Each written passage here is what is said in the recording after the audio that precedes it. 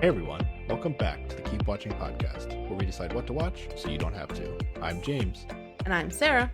and today we're going to be talking about Heart Signal 4, episode 10. Let's go. Whoop, whoop. We're right back at it with this Heart Signal. Yeah.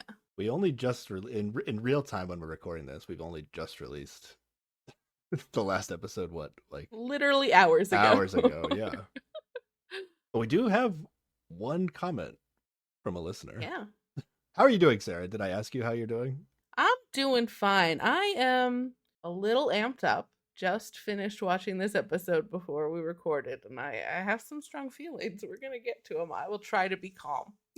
I thought this was a pretty low-key episode. No, real? Oh, I thought this was a very spicy episode. It didn't move the needle for me in terms of what I think's going to happen, nor did it move the Okay. needle of how people's supposed predictions happened. But Okay. or not okay. the predictions changed, but the results of the didn't change. It changed the way I feel about some people on the show, I think, maybe. Okay, interesting. Okay, Yeah. Which is really all that matters to me at the end of the day. okay. All right, so we did actually manage to get one comment from a listener since we released that episode, and it was Interregnum on YouTube, who prior to episode 9, Interregnum made the bold prediction that Mingyu would end up picking Yisu in the end, Yes. which he said was prior to watching episode 9. And then they doubled down after seeing episode 9 and are gonna stick with that, even though that's not what we talked about. Well, I am leaning more in that direction. You are? after this Okay, episode. okay, Yeah, interesting. yeah, absolutely. I want to hear the argument. Okay. But Interregnum doesn't necessarily think Mingyu is 100% decided on Yisu at this point in the show, but he thinks he will pick her. Yet in the it's end. leading. I asked people to plant a flag, Interregnum, Mm-hmm. planting a flag. Let's go. Sarah has not submitted her decision, but maybe she'll have one after this. Yeah, probably. I went maybe. with Ji We'll Young see. in the last one. I don't think there was enough for me to change, but there's some weirdness going on for sure. Yeah, we'll talk about it. But speaking of planting your flag in somewhere, we had previously asked people to organize folks into those little buckets of cute, sexy, pure, or just pretty that Yisu brought up before, and then we forgot to talk about it last time. Yeah. Full disclosure, we have a very small sample size on who actually bothered to submit these, but I'm going to give the results as if, Yeah. maybe it's not a small sample size. Yeah, who knows? For the guys in the small sample size we have, like everybody agreed with the same. Yeah, you and I had the same ranking, and everybody else who gave us results did too. Galray is the pure man, Mingyu is the cute man, Hushin is the sexy man, and Jiwon is the pretty man.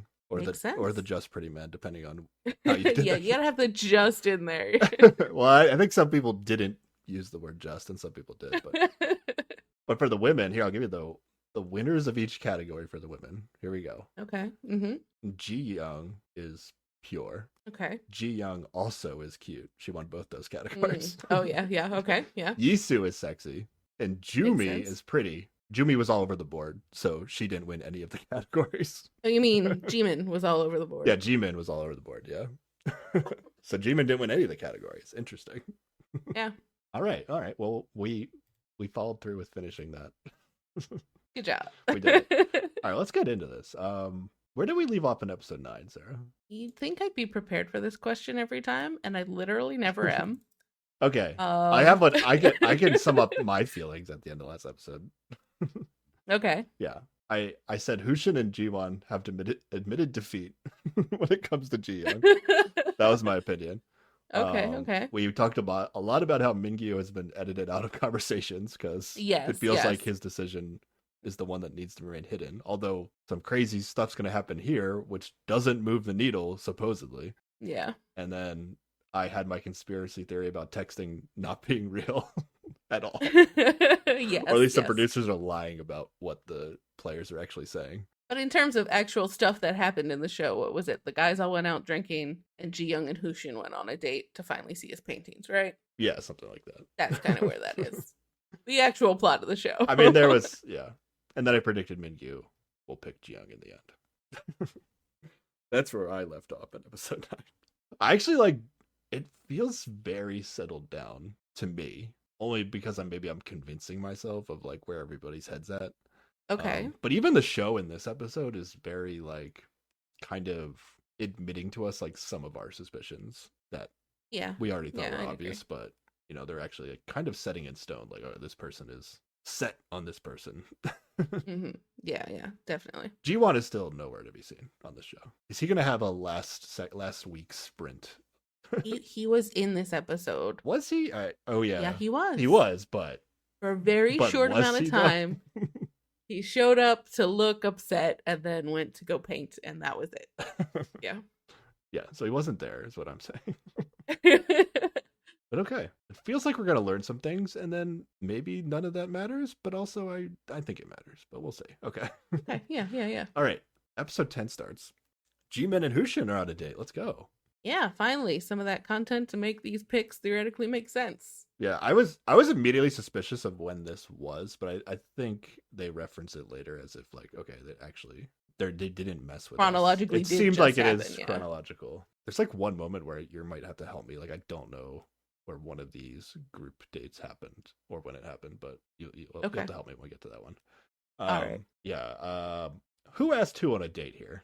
It's unclear. We don't ever see that. We see a little flashback where they talk about what they're gonna go eat, but at Yeah. that point they seem to have already had plans. It was just more of a clarifying what they're gonna do. Yeah. It seems that Hushin, Is picking the locations and directing the date. Yeah, he's so planning theoretically, it. maybe. which theoretically means he should be the one that person who ever asked, yeah. But then later, Ji Young and Mingyu are going to go on a date, and I like for sure we know that was Ji Young's idea. But then I also kind of got the impression that He picked where they went. he picked yeah. where they went, but it was like they met. They actually we find out they work like a building over from each other essentially. So Yeah, like, they both are familiar with restaurants around work. Yeah, exactly. So I don't know. I wrote down I think Hushin asked Jimin on this date, but I guess we don't know for Yeah, sure. I think that makes sense. Yeah. I will note that he is wearing a lighter outfit. He's like, Oh, got a is white he? shirt on. Wow. Yeah. Okay. So there you go. Making He, some moves. he found the one bright top he has in his closet and broke it out for Jimin. But it was just white. It wasn't like A white colorful. cream color. No, it wasn't colorful. Okay. He does not have colors in that closet. It's white or black, but he did the closest to a bright outfit he could. They're gonna go get food at a restaurant in the woods. Yes, it's like an outdoor restaurant and it's like right next to a stream and it looks very pretty. And they met a dog there. So it was cute. Hushin says, I wanted to bring you here at least once when I heard the house was here. Which is a weird sentence because He would know that the house they were living in was where before he knew her. Yeah. So Yeah. what is he talking about? it could be a translation issue Yeah, or yeah. something. I don't know. It seemed like a meaningful statement at the time, but now I'm skeptical of Well, what it yeah. actually But means. she follows up with like she wants basically saying she wants to be the only person who knows about this place. So like don't bring anybody else here. And then he's like, and you don't come with a random person. So they have a cute moment Like of ever like, in this your is life. our place. Yeah, this is it. You can only come here with me. My vibes on this date, though, Sarah. Correct Mhm. me if I'm wrong. I feel like Jimin is now with Hushin acting like she does with Mingyu. Interesting. Okay. I don't think I agree. You don't agree. Okay, interesting. I feel like when she's with Mingyu, it was charm bomb after charm bomb and just like having a good time. Whereas I think that's where she with is right Hushin now. here, yeah, I mean, she is naturally charming, but they like talk a lot about their feelings and what's happening in the house and stuff like that. And I feel like she never really had those conversations with Mingyu. Yeah, but even these like actual talking about their feelings conversations, I don't know. To me, seemed like it was much more of like a friendship date to me. I don't know. Maybe I was just totally wrong about the vibes of this, but I mean, I could see that. I think for me it was still like had enough where I was like, or maybe I'm just holding on to it because theoretically they've been picking each other, and I'm like, clearly something has to be happening if that's the case, right? yeah, it's weird. Like if the only thing we have is that they've been supposedly picking each other, but if we didn't have Yeah. that, like I would assume like, oh, they haven't interacted that much, and this feels much like a friend date. Like I don't know. We'll get into what they say to each other and whether or not you would say these things if it was like someone you were Yeah, interested yeah. in. Yeah, because Hushin says how do you feel? It's almost over. And then I wrote in my notes, is it almost over? And then immediately a host chimed in and said, is it almost over? I was like, and then I was like, wait, when is this date? Like, I was so confused. Well, I guess they're in the second half of the show, so maybe it Yeah, feels I like, guess. Is this I just don't the know. mentality of someone who's been defeated? They're like, ah, it's almost Yeah, over. yeah. When Maybe. is this? When is this hell gonna be over? I think she says she feels a bit regretful, right? Like, Well, okay, so I have that Hushin's giving off the sense that he's still thinking a lot about what to do, as if I guess like it's either Jimin or Jiyoung, like right? mhm. Yeah, the metaphor everybody uses for not being able to pick is like they have a headache, their head hurts, Yeah, right? And yeah, that's he what says he's his head saying. hurts. She says everybody else's head hurt, but like she's past the point of her head hurting. Yeah, but like, does that mean she's decided, or She gave up. I don't know. yeah, like this is kind of my thing with Jimin. Like, I can't really get a read on what she feels, but it could just be like she had strong feelings about G1 and she doesn't have super strong feelings about any other guys. So it's like she's not super invested in any of them in a way that like gets a headache about it. You know what I mean? Yeah, that's true. Like G1 Yeah. gave her a headache because she actually really liked him, and she felt invested somehow. I don't know how, but she did. And then Nobody else does that for I her. feel like Yeah. she likes Hushin, Mingyu. Galway's probably too old. I didn't like really think about how Galway's 11 years older than her until this episode. Yeah, yeah. Until a moment that happens later in this episode. But Yeah, that's not gonna happen. yeah, so I don't think that was ever on her radar. But like, I don't know, she's willing to participate in the show and flirt and everything. But I don't know. I just get the sense she's not super invested. Yeah, I think that's a fair read. I still think like of the people she's not super invested in, Hushin's still inching ahead, you know? Yeah, but that makes me feel like she's not saying she's decided. Like that she's not. It's not like she doesn't have a headache because she's decided. It's like, I'm just not invested enough to have a headache. That's Yeah, what I yeah. think. Yeah, because she does say that like she thinks everybody else is about to make up their minds after like seeing some people in the next couple days. And then she says something about how she has to do that too. Yeah, that's an important note.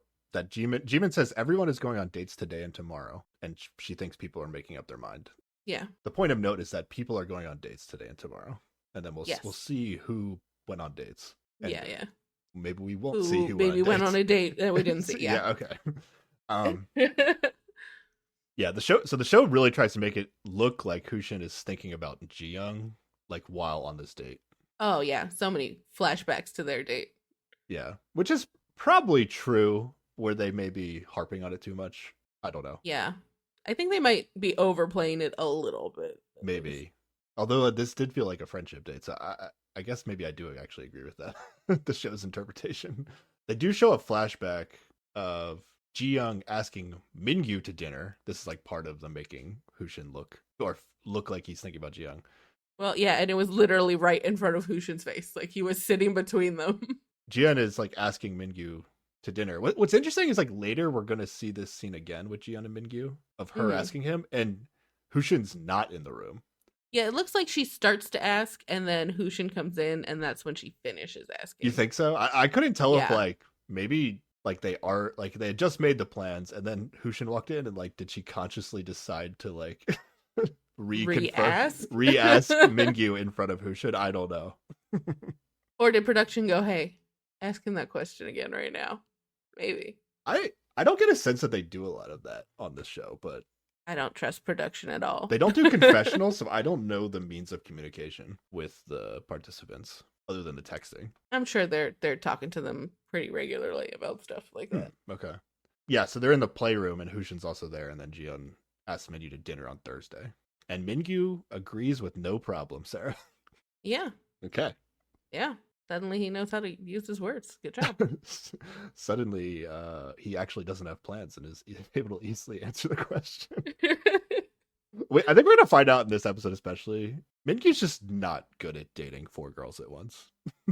No, Right? no, he is pretty bad at it, I'm gonna say. And that's good, right? Like, it's not necessarily it's not a knock against him that he's bad at dating 4 girls at once, right? That's fair.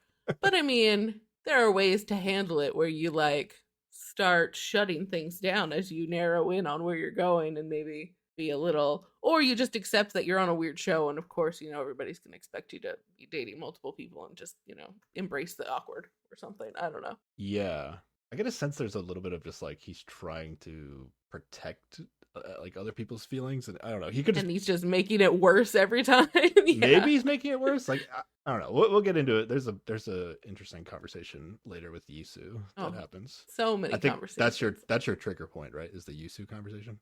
No. And then the day afterwards? After the Yisu conversation is where I Oh. feel the feeling. Oh, okay. So yeah, at some point in this Jimin Hushin date, Hushin does bring up Mingyu. Yeah, he's like, I thought you would have gone on a date with him when you got to pick a date.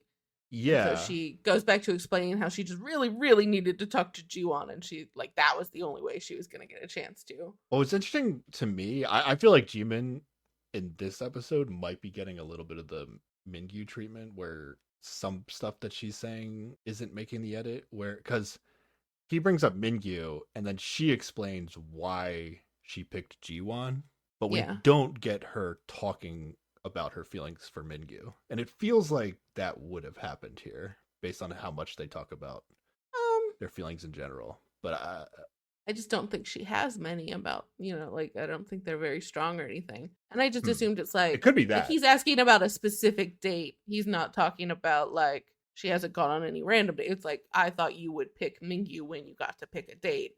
And so she's like, let me explain my decision. We don't see her saying like, "Oh, I'm not interested in Mingyu, so I didn't pick him." She was just like, "Oh, I really wanted to talk to Jiwon." Well, yeah, because G1 was the only thing that mattered in that decision for her. Like Mingyu never even entered her mind, right? Like the only thing she was thinking about going into picking that date was finally G1 date. Let's go. I understand how Jimin feels about Jiwon. It just feels like the natural progression of this conversation would have at some point included her talking about how she feels about Mingyu. I just don't think there's a lot to talk about. But even if there's nothing to talk about, she would have said, "I don't have feelings" or something. But maybe they're leaving that out, and that because they want us to think. Yeah. Maybe I don't know. Okay. I'm still in this zone of waiting for this Jimin storyline to come back around with Mingyu. So I'm seeing these things that maybe through a lens that doesn't exist. Yeah. So we get back from the flashback of Ji-won or Ji-young and Mingyu agreeing to go on a date in front of Hushin. Yes. And then Hushin says, "Are we allowed to ask them not to?"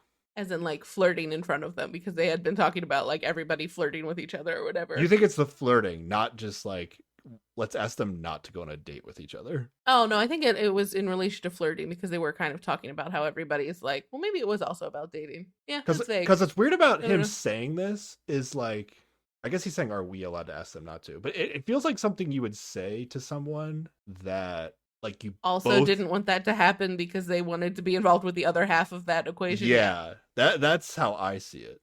I don't know. I'm just getting weird feelings that like we're not seeing Jimin say some things about Mingyu. I don't know. Okay. Because is he specifically referring to Ji Young and Mingyu when he says this? Or are we not allowed? Or are we allowed to ask them not to? I mean, that's what we're supposed to believe, because like Ji Young's the only person he's also interested in. Exactly. theoretically. That's I think he has to be.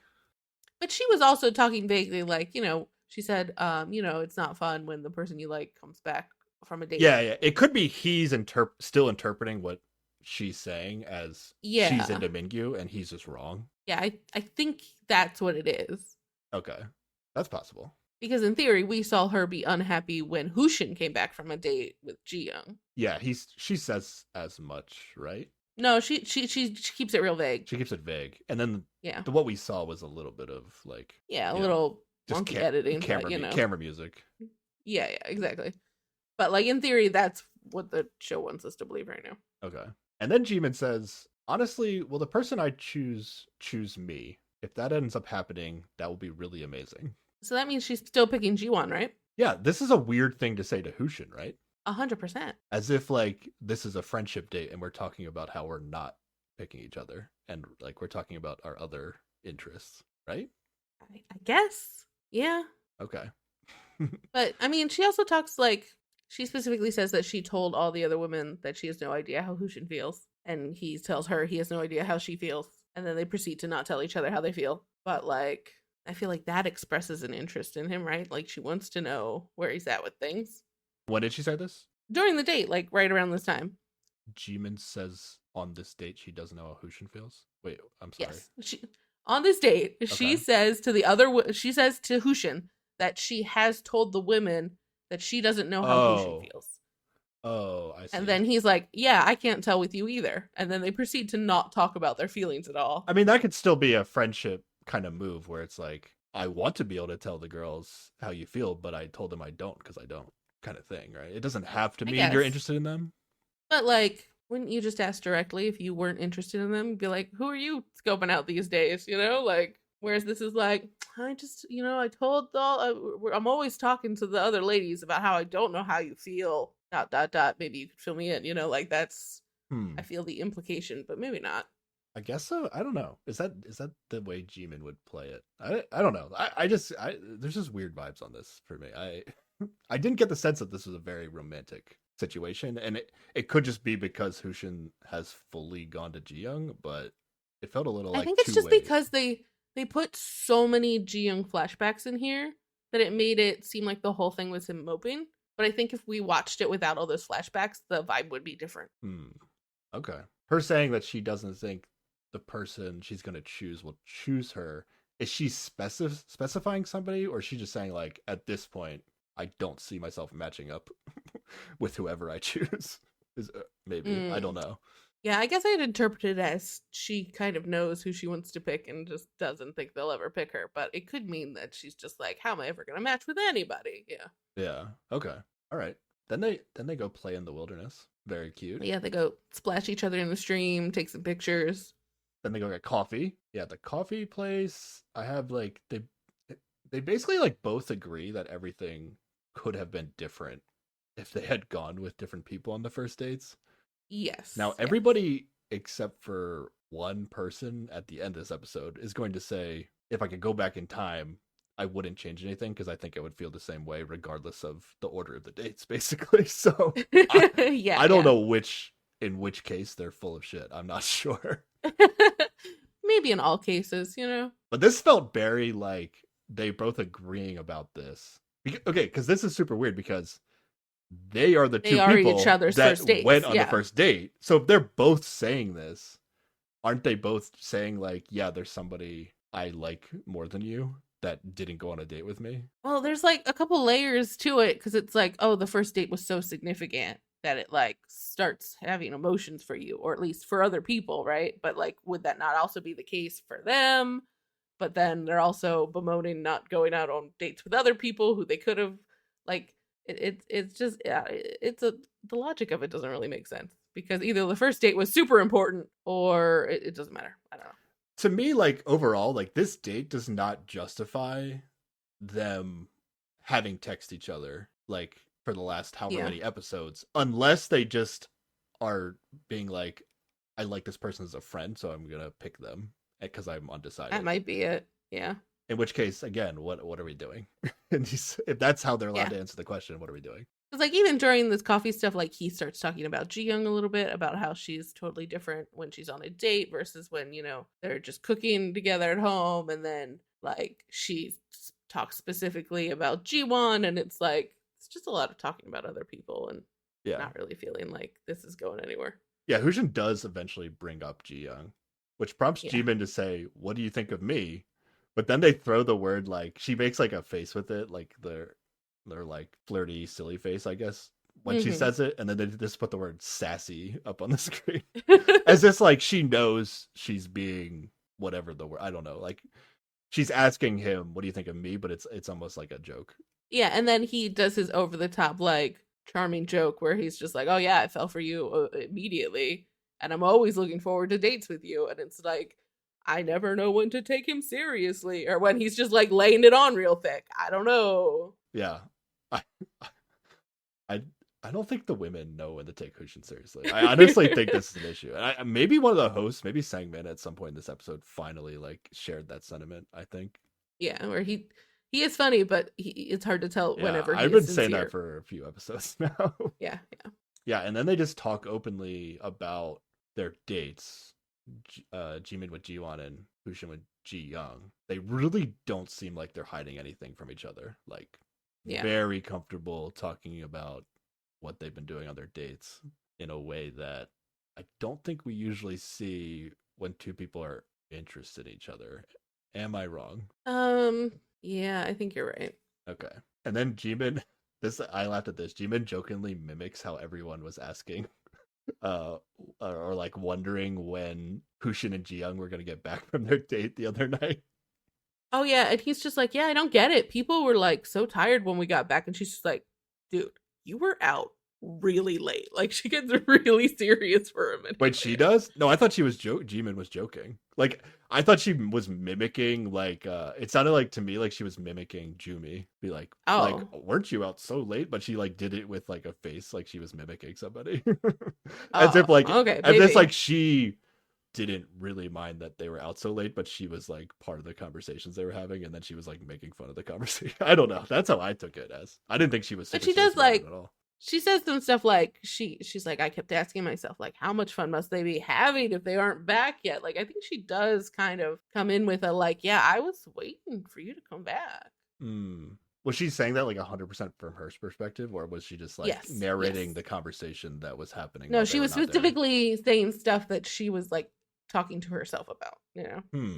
wondering about the situation. Yeah. Hmm. Okay. So, like, yeah, there's these little bits of stuff like that that makes it seem like maybe there is something going between them, but then, like, they do overshare about the people they're maybe really actually interested in, so it confuses everything. Yeah, I saw the end of that mostly of like her making fun of everybody else in the house, but Oh, maybe see, I'm I took wrong. it as a she brought it up in that way where she could make fun of everybody, but also still express how she was feeling without, like, it being a big deal and hiding how she was feeling? That's the Hushin move where you can't actually tell if she's joking or being serious. Yeah. What a relationship that would be if they're like, imagine a Hushin dating a Hushin. I mean, this is the closest it gets, right? She's I kind of like guess. that a lot? I guess. Like you just like literally never know. It's like one of those things where it's like, haha, wouldn't it be funny if we were dating? Yeah, haha. Oh, wait, we are. Like just like dumb shit like that would happen? Yeah, okay. Or maybe they would speak the same language so they would know when they're joking and not joking. I don't know. Hushin's on fire with in the group date later with Mingyu there. Oh, Absolutely yeah, on fire. He's Oh my got God. some good moves. It's amusing. I mean, yeah. I don't think they're like good moves in like Oh, there was one really getting good move. them to break up, but they're like it's just him being entertaining in terms of being that kind of good move. Yeah, well, okay. Okay, let's see. All right, then we have a Ji Young and Mingyu date. Yes, All right. because they work so close together, they're meeting up for dinner. Yeah, this is a Thursday after work. Yes. And they're like one building away from each other. So they meet outside of their work. We get the flashback again of like Ji Young asking Mingyu out. And yeah, the very beginning of it doesn't have Hushin in it, but then like the end part does. So it feels Yeah. like maybe he came in the middle of that process. Okay.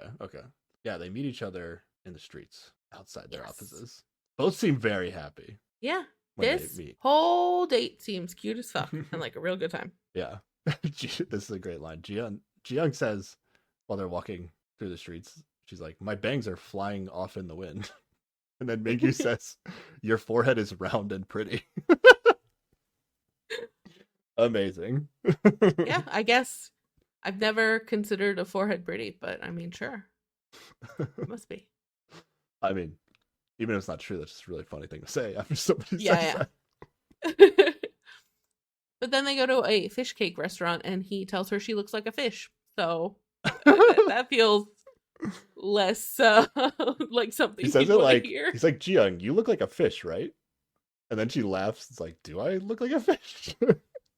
He says it's because of her big He eyes. said big eyes. And then I was confused until I looked it up. But then he says that she looks like Chae Soo Bean, which is an actress. But I thought it was like Yeah. I thought it was like a type of fish for a second. I looked her up. She does look like Ji Young. Yeah, she does. I think he also says she sounds like a frog. Oh, is that what that was? I It- actually didn't know what he was talking about.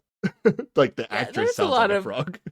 Silly stuff happening in this. Sarah, would you want someone to think you look like a fish? No, fish have big, creepy, dead eyes. I don't want my eyes compared to a fish. Okay. That's And I fair. don't want someone to say I sound like a frog. None of these would be appealing to me. Did he say that Jiyoung sounds like a frog? Like that just can't be true. I thought that's what he said. Or Hmm. maybe she made a particular noise and that noise sounded like a frog. I'm not Oh, sure. okay. Huh. Okay. Then Jiyeon takes a bite of Mingyu's stick, if you know what I'm saying. Oh no. A bite off No, of the Mingyu's stick. the fish that's on the stick. Yeah. Yeah, Mingyu asked Jiyoung about work. Like, what did you learn today? And then Jiyoung is just like, I want to go on a flight. Which I guess she's like, Missing her old job, yeah. maybe I want to go back to being a flight attendant. Which, according to our insider information, that might not be Not be good for him. not Yeah. be good for Mingyu's judgment of her. If he's really scared of flight attendants Yeah, yeah. because of his history. I don't know. Maybe that explains the rest of everything in this episode. I don't know. I don't think so. Yeah, nothing explains the rest of this episode. Then he asks her what she does for lunch at work, and she says she can do whatever she wants. So he's like, "Oh, so we can probably eat lunch together every day." Yeah. Mingyu's suggestion. Mingyu's suggestion. Exactly. This has to Like- be meaningful. I don't You would accept that this is think. not meaningful.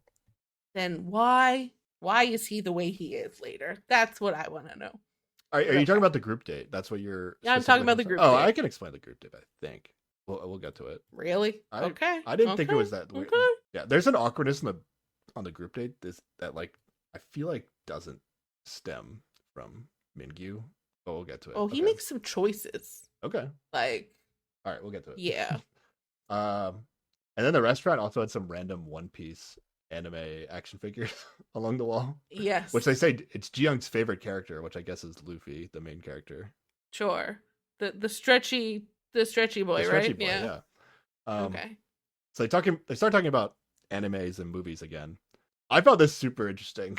They talk about Pokemon bread, which I'd never. Oh, heard do of you know what before. this is? I looked know it what up. this is. I looked it up. Yeah. but I'd never heard of it before. Yeah, I've heard of it before. It's just like a snack that comes with a Pokemon sticker in it. So, but you never know what's going to be in there. So, Oh, you get a sticker. know. Oh. yeah, that's why they end up talking about stickers.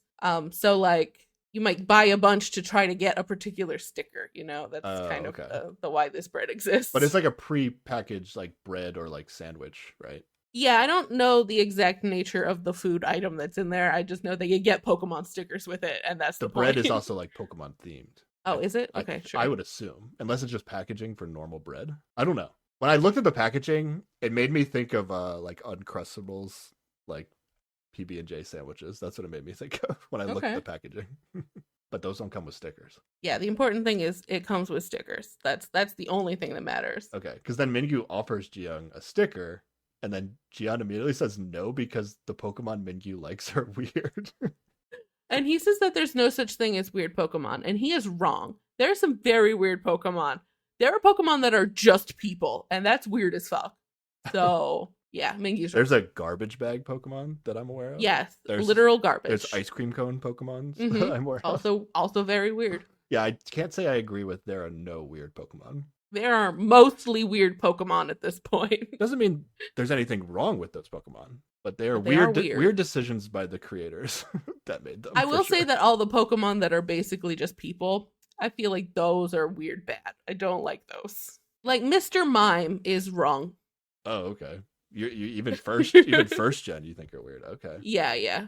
Not acceptable. I'm so curious what Pokemon Mingyu is talking about, or Mingyu and Jiyeon. Like, what Pokemon is Jiyeon complaining about? Like, I get the sense like Jiyeon might be like an OG, like first generation, like she favors those Uh-huh.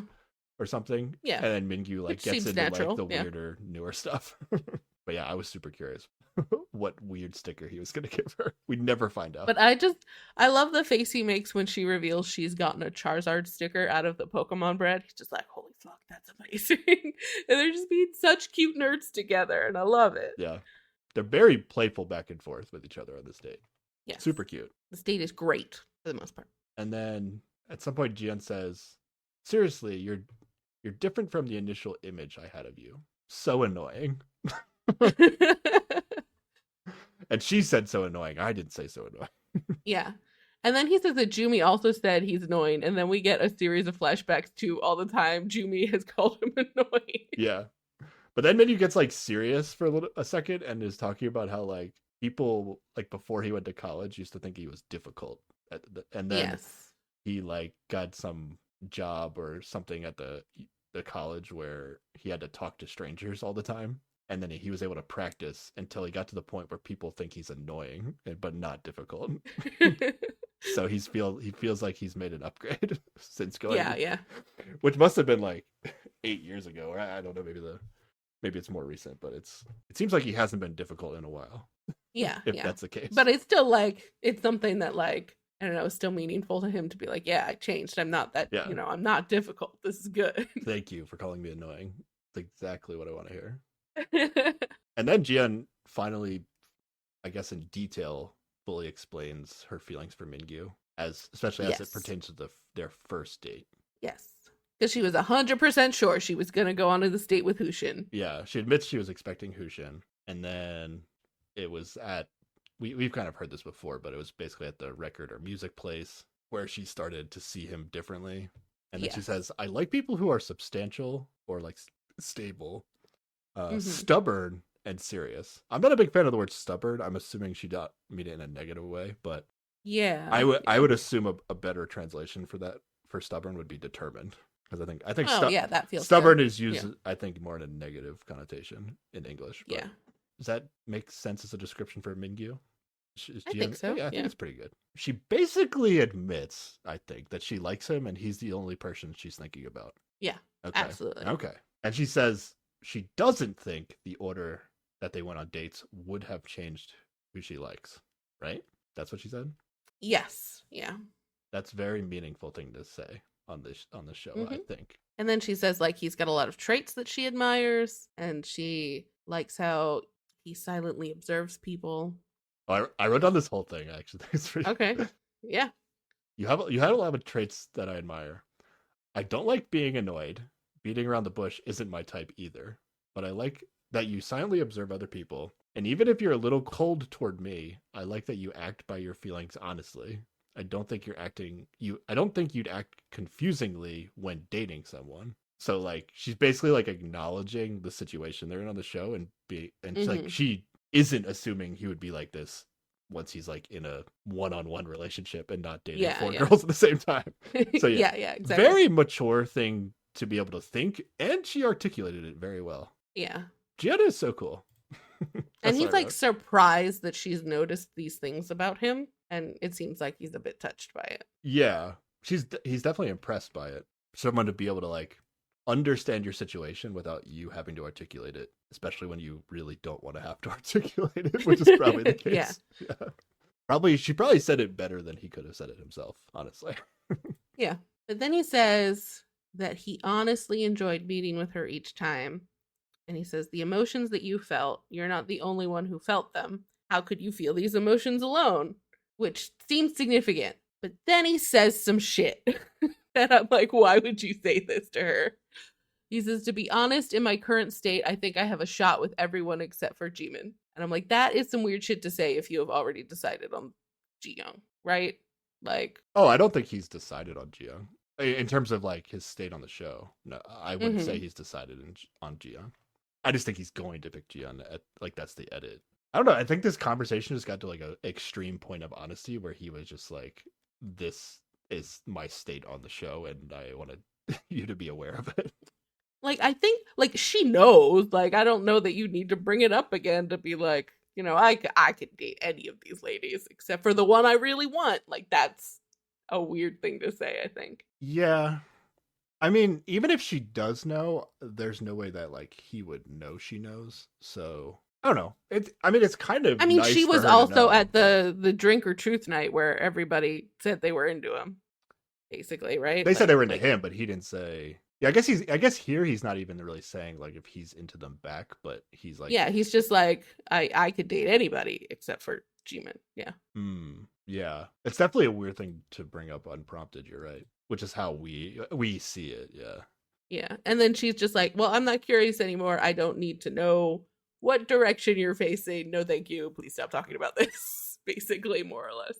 Yeah, it seemed like something was chopped up here. Like I don't think she immediately Probably, yeah. responded with that. And she definitely didn't say it in that like hurried pace like you just Oh did. yeah, this is my interpretation of that. Yeah. What Mingyu says though is, and this was again like I don't, it's a little chopped up, but what I wrote down is like he says it could be because I was once deeply curious about that person. We don't get the specifics of who he's talking about. Like it has to be Jimin, right? Right. And then after he says this is when Jian says like it's fine as long as it's not as long as I'm not that person. I won't ask further. I'm not curious anymore. I don't really want to know the direction or depth your heart is facing. I have more hope than I thought.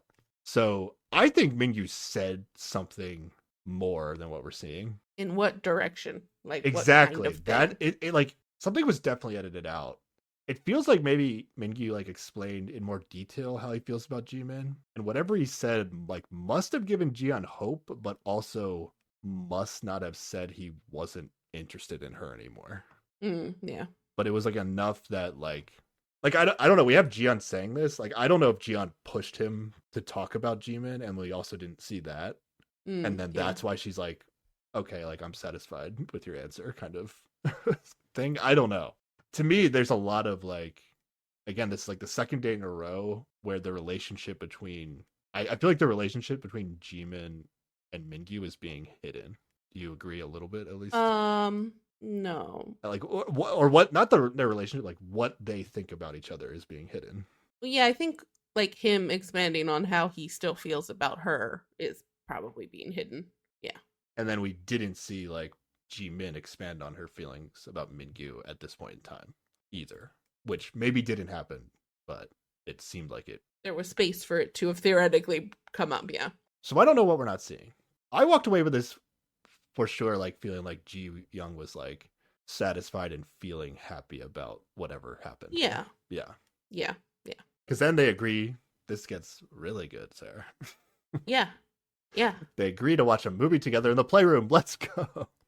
It's not the sneak out after everyone's asleep movie that we had been promised episodes ago, but still, it's I something. think that was the plan, but then they got home and nobody was home. So I was just like, oh, we don't have to sneak around. There is an agreement here, though. I thought this might have been what triggered you. Did this matter to you at all? What? That There was an agreement that they were going to watch the movie. I think they were. I think at the time they were figuring like people were going to be home when they got there, so they were going to have to be more assertive to like make this happen. right. But there's an agreement that like they're gonna watch a movie by themselves in the playroom. If a guy tries to come in the room, Ji Young's gonna kick them out, and if a girl tries to come in the room, Mingyu's gonna kick them out. That was the Yes, agreement. this is what Mingyu says. This has no effect on me. Okay. Well, later people are gonna come in the room and nobody gets kicked out. So I thought maybe you. Well, yeah, but it is after they have already watched their movie. They're on their second movie at this point. Like they did have their cute time. For some reason, I thought that was gonna bother you. Because No. I think Mingyu has the first chance to kick the person out, and he doesn't do it. Yeah, which I'm not surprised about at all. Yeah, I mean, it seemed like they had a good. They might have watched an entire movie by the time anybody. Yeah, like got I think home. they literally started their second movie by the time anybody like showed up. Okay. This really feels like an agreement that a couple would make, right? Am I? Yes, they are Okay. so fucking coupley during this I whole was feeling shit. good about this.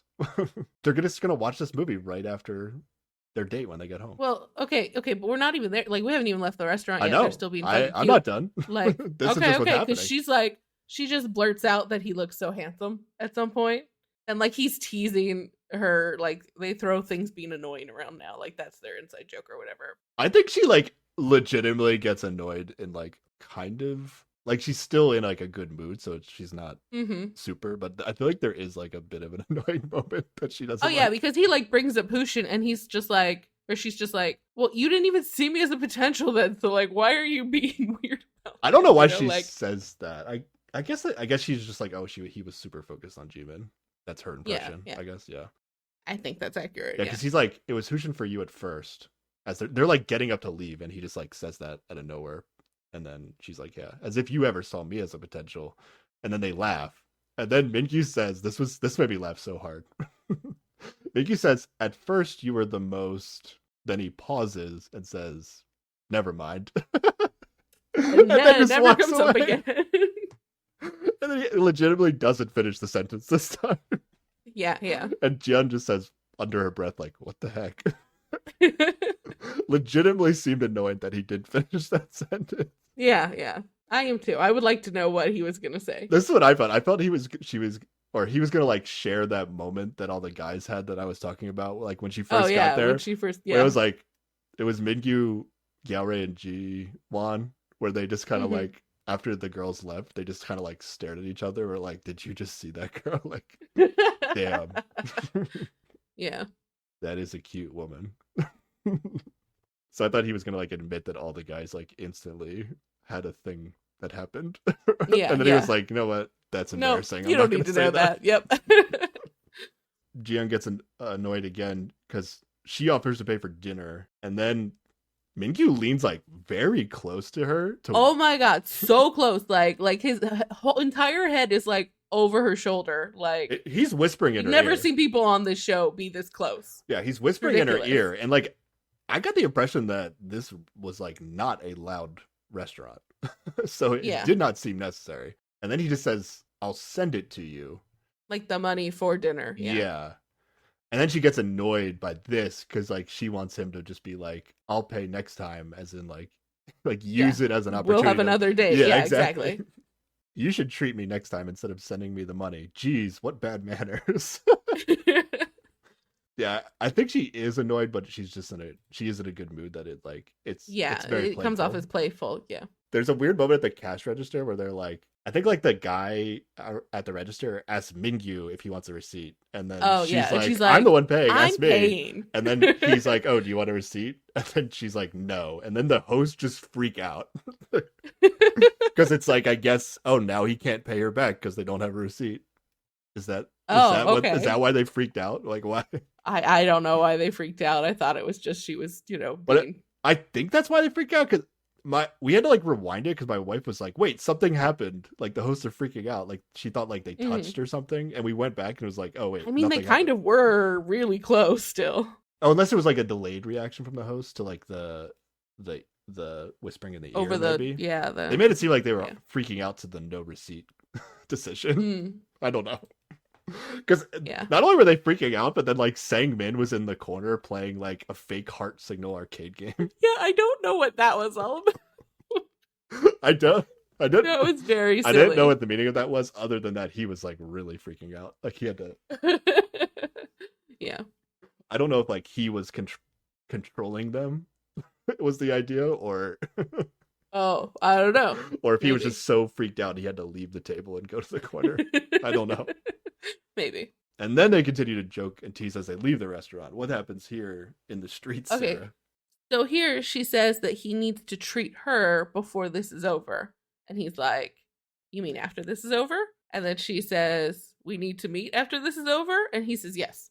And before that, when they're walking, Jiyoung goes to link arms with Mingyu as they're walking. Mingyu backs off, but then immediately says that he's joking, and then they link arms and walk. Did they link arms? I thought they did not actually end up linking arms. You get a weird angle from it. I think like it looks awkward because like they're doing it the wrong way. It's like awkward, like first time linking arms. But I think they do link arms, and like Mingyu, but like Mingyu is like the one going behind, which is like I think it should be the other way around. Like Jiyoung was gonna do it properly, and then Mingyu backed off, and then when he like re-offered it, he did it wrong. I think. Okay. But I think they were linking arms. I mean, it was kind of. I don't know. It was kind of body blocked, but I think it was happening. Yeah. Okay. So touching and agreeing to meet up after the show. Yeah, which is really skirting the line between whether that's allowed. that should be breaking some rules, but it should be significant, right? Like even if they're kind of joking about it. Yeah, but I'll say. I mean, everybody on the show will meet up at some point after the show, but this felt feels meaningful. Different. Yeah, exactly. If this isn't a meaningful date, what is? I don't know. I don't understand this man. Is the show over now, Sarah? This man is confusing, and I don't understand. Is the man confusing, or is the show confusing? No, the man is confusing. Okay. This is the man's fault this time. I promise. Okay. All right. Unless I do have a crazy conspiracy theory that I don't think is accurate, but that would make things make sense for me. But we'll get there. Okay. This date really isn't over, even though it is, because they're going to go back to the house, and they're going to be the only ones there. They are so excited that nobody's home. She's like, I hope they never come home. And they're walking up the stairs, and he puts like both of his hands on both of her arms. And like this, the hosts also lose their Yeah, mind they freak at out. this point.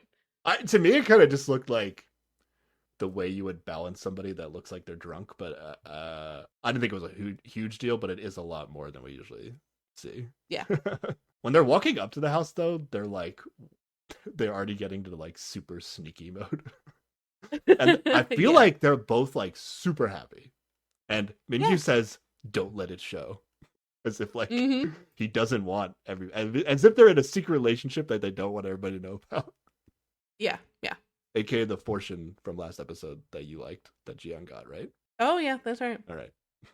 There we go. Yeah, so they get changed and they meet back in the playroom to watch the movie. They close the And door. they close the door. I It's didn't even kind of know pointless I didn't even know the door because closed. it's glass. But yeah, but it is just like clear glass, so that only does you so much. But yeah, It hides then the they turn off noise the light, so that they get an extra like couple That's minutes before true. they get found out.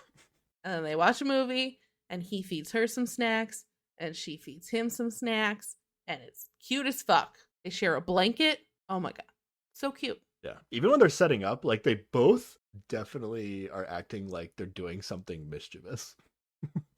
Right? Yeah, yeah. Like what would be happening right now if this wasn't on a TV show, Sarah? I mean, anything's possible. You know what I mean? Yeah, it's Before the movie starts, Jian says, "Turn the light off, Opa," if you know what I'm saying. yes, yes. Super cute movie date happening. Let's go. Absolutely. It's so good. Like you said, Mingyu feeds Jiang food. Jiang feeds Mingyu food, but she's like teasing him and pulling away the food. Yes. So cute. And then Mingyu accidentally, in quotes, spills his drink all No, over himself and has to take his shirt off. Except that's not what happened at all. Classic move, Sarah. Except she tells him to go change a couple times. He's like, no, I'm lazy. But she does get him a towel and help him clean He's up just a little waiting bit, for her to so. say, "You should just take that shirt off." I honestly don't. I feel like that man's head would combust. He is not capable of that at this point, you know? Yeah. No, that didn't actually happen, but could have gone there. It would. The way never he on this spilled the show. drink was kind of sus, though. I'll be honest. Like, Was it? I thought don't he was know. just like watching the TV and had no idea of like he spilled where a his hand significant was amount in of liquid on relation himself. to. Yeah, he did. Then they both get under the blankets. Mm-hmm. Then they decide that they should sit on the floor together. Lots of eye contact, despite watching a movie. Oh, yes. Okay. Yes. So much eye contact. Mingyu shows Jiyoung the actor she looks like. She seems to approve. Yeah, Mingyu says, "Isn't she pretty?" And Jiyoung is satisfied. She says, "I like it." And then I feel like they talk about watching other stuff together too. Like this isn't the end. Well, it seems like they finished whatever movie they were watching. You think it's And then like, they're, oh, like, what should we watch next? Picking another movie. Yeah. Oh, that could be right. I thought they were like, there's all these other stuff we could watch together in the future. Because I think they talk about Notting Hill, and then later you kind of see Hugh Grant in a reflection of the TV or something. So, like, Oh, okay. I think they do just watch another movie. Okay. But then Jiwon and Yisu get home. Ooh. Boo. Did these two But they- go on a date? Go on an uneventful date? I think they week. did. I feel like Because they come home together. like they could have just got home at the same time. I think they went on a date. It seems like they went on a It date. seems like Yisu has gotten the opportunity to talk to Jiwon. One would think. We just haven't seen it. Okay. It's probably very boring. Or it's saved for a flashback for later. I don't know. Hosts are freaking out again because they're ready for Them to get caught. to get caught Yes. using the playroom for what it's intended for. Yes. They are back on the couch under the blanket together.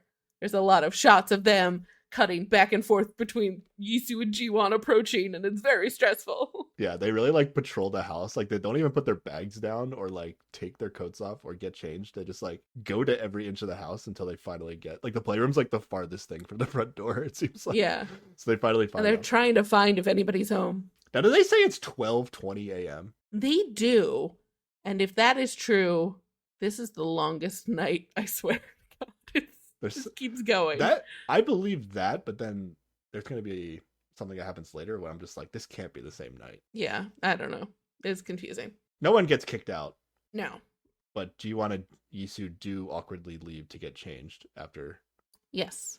And we keep getting shots of Mingyu like looking towards the door, and like anytime he hears, like it cuts to shots of Yisu moving about the house. So you're supposed to think that he is very concerned about where she is. Not things I invest in. Okay. Slight glances, Well, but slight glances mean a lot when they are in the room and actually you can tell that they're directed when they're at in the person. room, Yeah. Sometimes they can mean something. Sometimes, but this is like they're not even. Yeah, this is just straight up like an edit thing. But they do keep showing him like looking at the door, like. But it could equally be like, I hope they don't come back. I'm gonna keep looking to make sure they're not coming, kind of thing. Yeah. Yisu comes back to the playroom first. She doesn't get kicked out. Ji-won comes back. He doesn't get kicked out. Ji-won suggests that they go downstairs. And everyone just ignores him. To the group or to just Ji-young? That I couldn't It's tell. non-specific, but I feel like he's trying to appeal to her specifically, but is not so bold as to say it. He does suggest like stop watching this or something. Mm-hmm. Yeah. I don't know. I feel like he was only talking to Ji-young, but maybe didn't make it obvious. Yeah. Then there's just like super awkwardness because from what we see, Mingyu and Ji-young just like awkwardly don't respond to anything Ji-won and Yisu are saying. Yeah. So just a lot of silence. And it's hard to tell how awkward this really was, but it had to be awkward, right? Yeah. Okay. And the show wants us to think it was awkward. Like, Like, the show wants to think like editing it was this in a crazy tense awkward, way. like no words were absolutely. said. And we do this is where we get some close up of Mingyu face, like glancing in the direction of Yisu, and then back to the TV. And then like that is some side glances I actually believe in. Really? Okay. Yes. Well, I believe they happen, but how do you know what they mean? It's just like she's in the room. If she moved, you might look at her. Well, I didn't say they meant anything in particular. I just like he is aware of her and then what are we talking about? It doesn't mean well, anything. just like no. Well, I mean, it matters to him that she's there now, right? Like, yeah, I'm sure he would. He is glance concerned at about her presence. Well, Anybody, he's not looking at Ji-won. He's not worried about like it's. But she's like there's in something his eyesight. specifically about her. I mean, they're both like could equally be glanced at. I'm just saying there shows some tension there. There's no evidence that he didn't glance at Ji-young. It's just we didn't see it. But yeah, I see what you're saying. This scene is basically like Ji-won and Yisu are like watching the person they like under the covers with somebody else. Yeah, like their seats are positioned such that they are not watching TV at all. They are just watching these two people watch a movie, and it is very awkward. They also don't seem that interested in the movie that these two are both interested in. Yep. All right, well that was fun. I'm glad that happened. Until those two showed up, yeah. Well, yeah. I mean, the awkwardness was still funny at least a little bit. I guess, yeah. It was an exciting moment. Next thing we see is Mingyu is in his bed alone. Very tense looking. He's like, he's got that face that he makes when he realizes too many girls like him. Okay. Yeah. He turns off the lights. Ji-won is working on the canvas art by himself. But then Yisu goes to Mingyu's room and wakes him up. I really thought he was just going to pretend to be asleep. Like, it looks like he was trying to pretend to be asleep and then eventually he might have let been her asleep, in. though. Like, I don't know. Well, that's true. We don't know how long it's been. Yeah. But he's a little like non-responsive at first, but then he does get up and he turns the lights on. It really seems like Yisu is like trying to sit next to him in the bed, right? She's like a little awkward here with like whatever she's doing. But then she she first goes to the bed and then she like hesitates and then she walks away and then she like slowly walks closer and closer, like pretends like she's about to sit on like an ottoman and then just like back to the bed. Sits in the bed. Yeah. Yeah. Officially, we have now seen all the girls in Mingyu's bed. Yeah, that's true. Okay. Just a fun fact. But this time he's in the bed with Yisu. Before it was just 3 girls in the bed without Mingyu. Okay, sure. I didn't write down like exactly what Yisu was saying, but basically it seems like she's gotten the sense that there was an awkwardness. Fair. She said, I don't know how to say this. It looked like you went so far away. And then he talks about a song he's been listening to recently and then abruptly switches to English and says, yeah, I think we're done. Yeah, there you go. Yeah, they said this in English. And then Yisu says in English, what did you say? Did you say you think I'm done? And then he clarifies, he says, I said we're done. And you think he has to be specifically talking about him and Yisu, right? Like he's not using like the household. Yeah, like what the fuck else could this mean? Yeah, and then he goes on to say the timing is so bad, and it's annoying, which is what a lot of people say. He says, I'm so tired. I have to meet other people. Like, and then he points to like things on his desk, and he's like, "This is from Jian, and this is from Jumi," as if like he has some sort of like queue of like some sort of system Yeah. for knowing who he has to Yeah. go on a date with next. I don't know. Something, yeah. And he's like, I have to keep confronting the emotions. And she's just like, "Aren't you happy that you're so popular?" He's like, "I don't want to be popular." I understand what he's saying, but to me, this is probably like the most uncool Mingyu has been all season, because it's like basically him complaining about being popular and successful with so many women to a woman that Uh-huh. likes him. So it's like, Yes. Whilst also theoretically breaking things off with her, right? Like that, like how do you come out of this conversation without that being yeah. the See, thing I that don't know happened? what else we don't like. So, because I think they break away from this and then they come back Yeah, to they it. show Jimin coming home, and then Yeah. we see him hearing her downstairs, and he's just like, "Why did Jimin and Hushin come back separately?" And he like makes this "what the fuck" gesture, Yeah. and then he's like, "I don't care. I really don't want to know." Like, so he is clearly still in his feelings about her. Yeah. Okay. Yeah. I think that's the only way to interpret that. Yeah. And yeah, Yusu seems shocked by this at first, right? Like she's like, "What do you mean by that?" or whatever. But then by the end of it, she doesn't seem like that turned off by the whole conversation. At least that's how I felt. I mean, she's sitting there not saying much. I don't know. I don't know if by the end, I don't know. I don't know if she's shocked because of what he's saying, or if she's shocked that he's just actually saying it. What do you think? I mean, I think she's shocked at what he's saying I think because, he's shocked at like, what he's saying. Okay. yeah, yeah, specifically that he's saying, "Okay, we're done.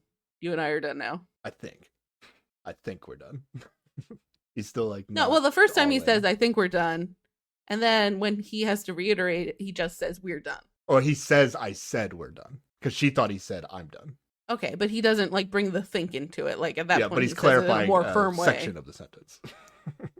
Yeah, but like in theory, if he was still vague about it, like he would bring that, like he's trying to like. I would think he would bring the vagueness with it if that was important. Okay. Yeah, like that's how I would feel, right? But I don't know.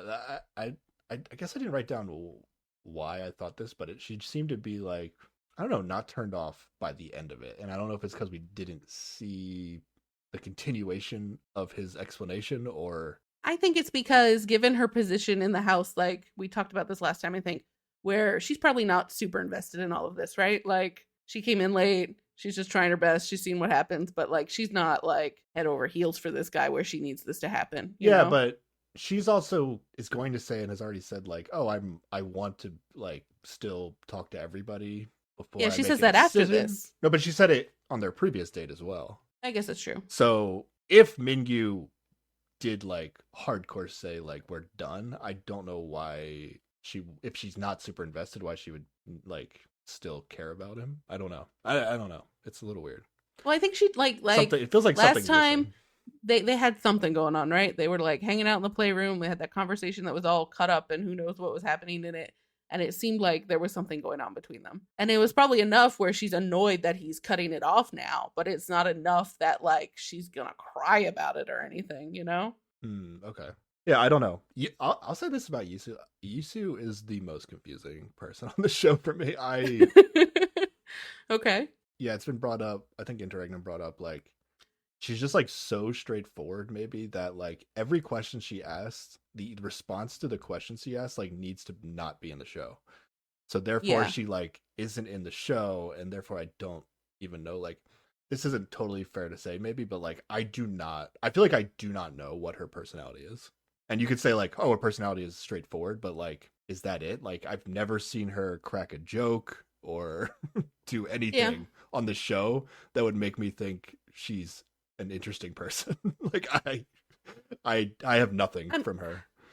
Yeah, it's probably because we're not seeing a lot, but also some people can just be boring. That's also true. But who knows with her, you know? We're just not seeing a lot. Probably, yeah, I do agree that she's very direct and therefore they have to cut a bunch of her shit But out. like if this Yisu thing is ultimately a thing on the show, like some people think, Hmm. based on the person I'm seeing, like I just don't see why Mingyu would be into her. Is kind of like the issue, the Okay. big issue I Yeah. have with that. And I think Interregnum, like his prediction is that there's a lot we're not seeing that's just going to be thrown at us at the end, That's likely. They do that a lot which in the is show. possible. I still just don't see it with Yisu. Like just the Okay. history of these shows and the late game changers. I would genuinely just be shocked if this was the end game of the show. Yeah. But it could just be Yisu's fault for just not having a personality, basically. Or her entire personality has been edited out. That might be it. Yeah, I just if that's the final story of the show, I think that the edit would be making more of an effort to at least make her a character on the TV show. Like, I don't know. That's how I feel. So Maybe. I just don't see it. But can we agree that this conversation, he shut things down with her, right? That's what this conversation was.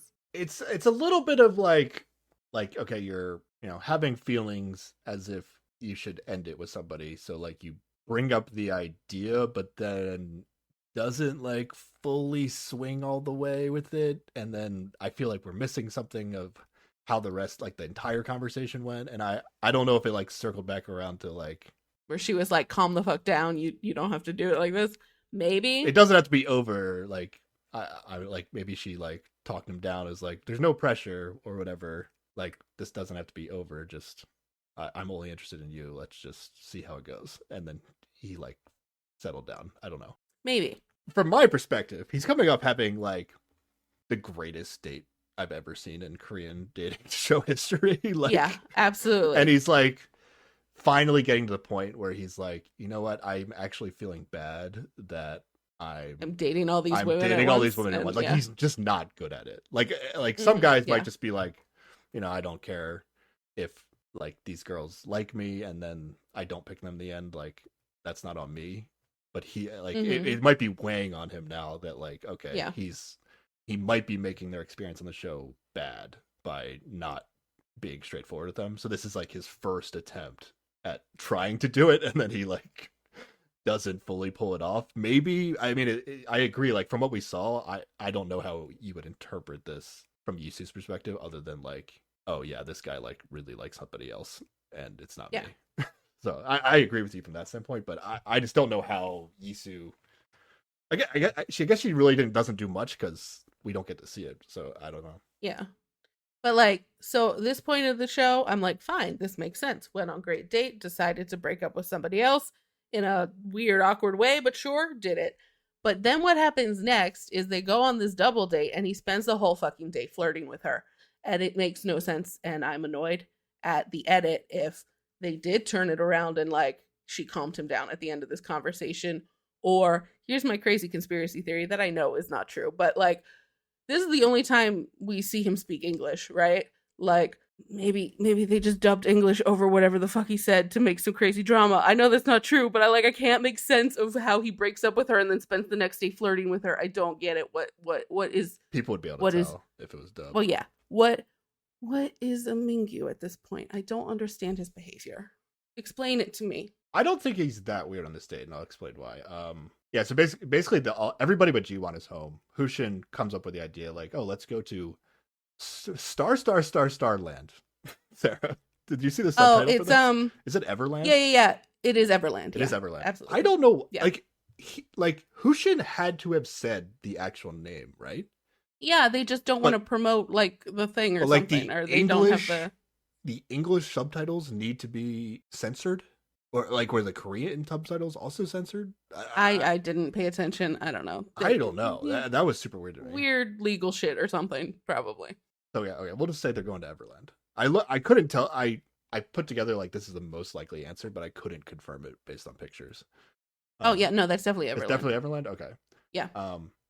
So yeah, Hushin brings up this idea with the group, but some people are busy. G1's not there. Also, what year is it even now? Like, this is after people have gone to sleep. They were theoretically what day? watching You mean a what movie. day it is? No, like what year is it? Like the time in this episode makes no sense to me. It's so late or so early at this point. I'm so confused about the time. Oh, we skipped over a whole scene, didn't we? Yeah, we just skipped over an entire scene. And this is the scene that we just skipped over. Uh-huh. We skipped over the whole Oh, Jimin, yeah. Jumi, Gyaorai scene. Yeah, they go to the coffee shop at like what I assume is 2 in the morning. None of the time makes sense for me in this episode. I'm confused. Yeah. Okay. This is my best guess. Okay. We saw that the Jimin Hushin date, I believe, like didn't go into the night. Am I wrong about that? I think it was kind of dark when they were getting it was like end of day maybe when they were I getting don't coffee. know. So maybe Yeah. by the time they got back, because I think the area they were in was a little further away from the house. Like Okay. not in the city. Because we're gonna get this group date or whatever it is with Jimin, Jumi, and Gyaorai, where they go to a coffee shop. I honestly Yes. don't know 100% when this is. It can't be after midnight, right? Like that'd be insane. They're going to a coffee shop after midnight. I don't That can't be right. see it. According to what we've been shown, that's exactly what happened. And they get like super extra large coffees. Absolutely, yes. Maybe they were just like, God damn, we're gonna have to stay up late tonight. Let's go get coffee. Maybe that's what actually happened. Do you want to go through this scene? I guess we should. Let's get back to the Everland thing. Well, we jumped the gun. We skipped the whole entire scene. Okay. Yes. Yeah. Okay. So these three go. I almost thought on this, and maybe there's some words later that indicate this, but it seemed as though like maybe Jumi and Gyaorai were, I guess maybe they weren't. This wasn't their date night, but they like agreed to do it together, and then Jimin was kind of like a tack on to this, which would make sense. Yeah, but I think like we do see Jumi specifically being like, "Hey, don't get changed. We're going for a drive. You're coming with us." Oh, so like, Jumi invited her.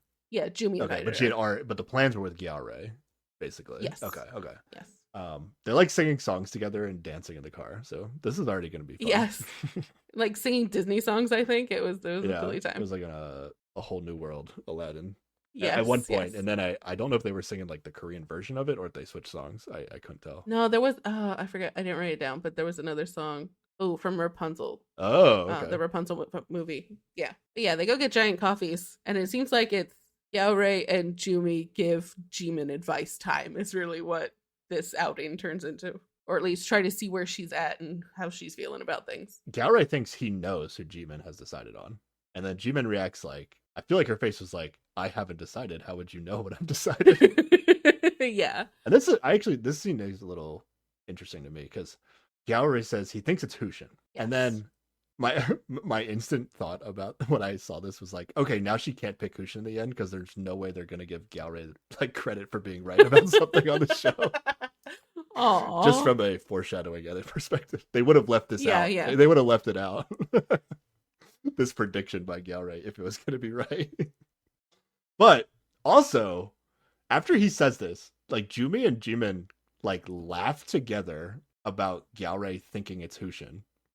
Yes, and say that maybe all of their radars are broken. Yeah, like what is going on in this show? If we're seeing as the audience, supposedly Hushin and Jimin are texting each other, Gyaorai thinks that Jimin has picked Hushin, which if he was watching the show, that wouldn't be a crazy guess. Yeah.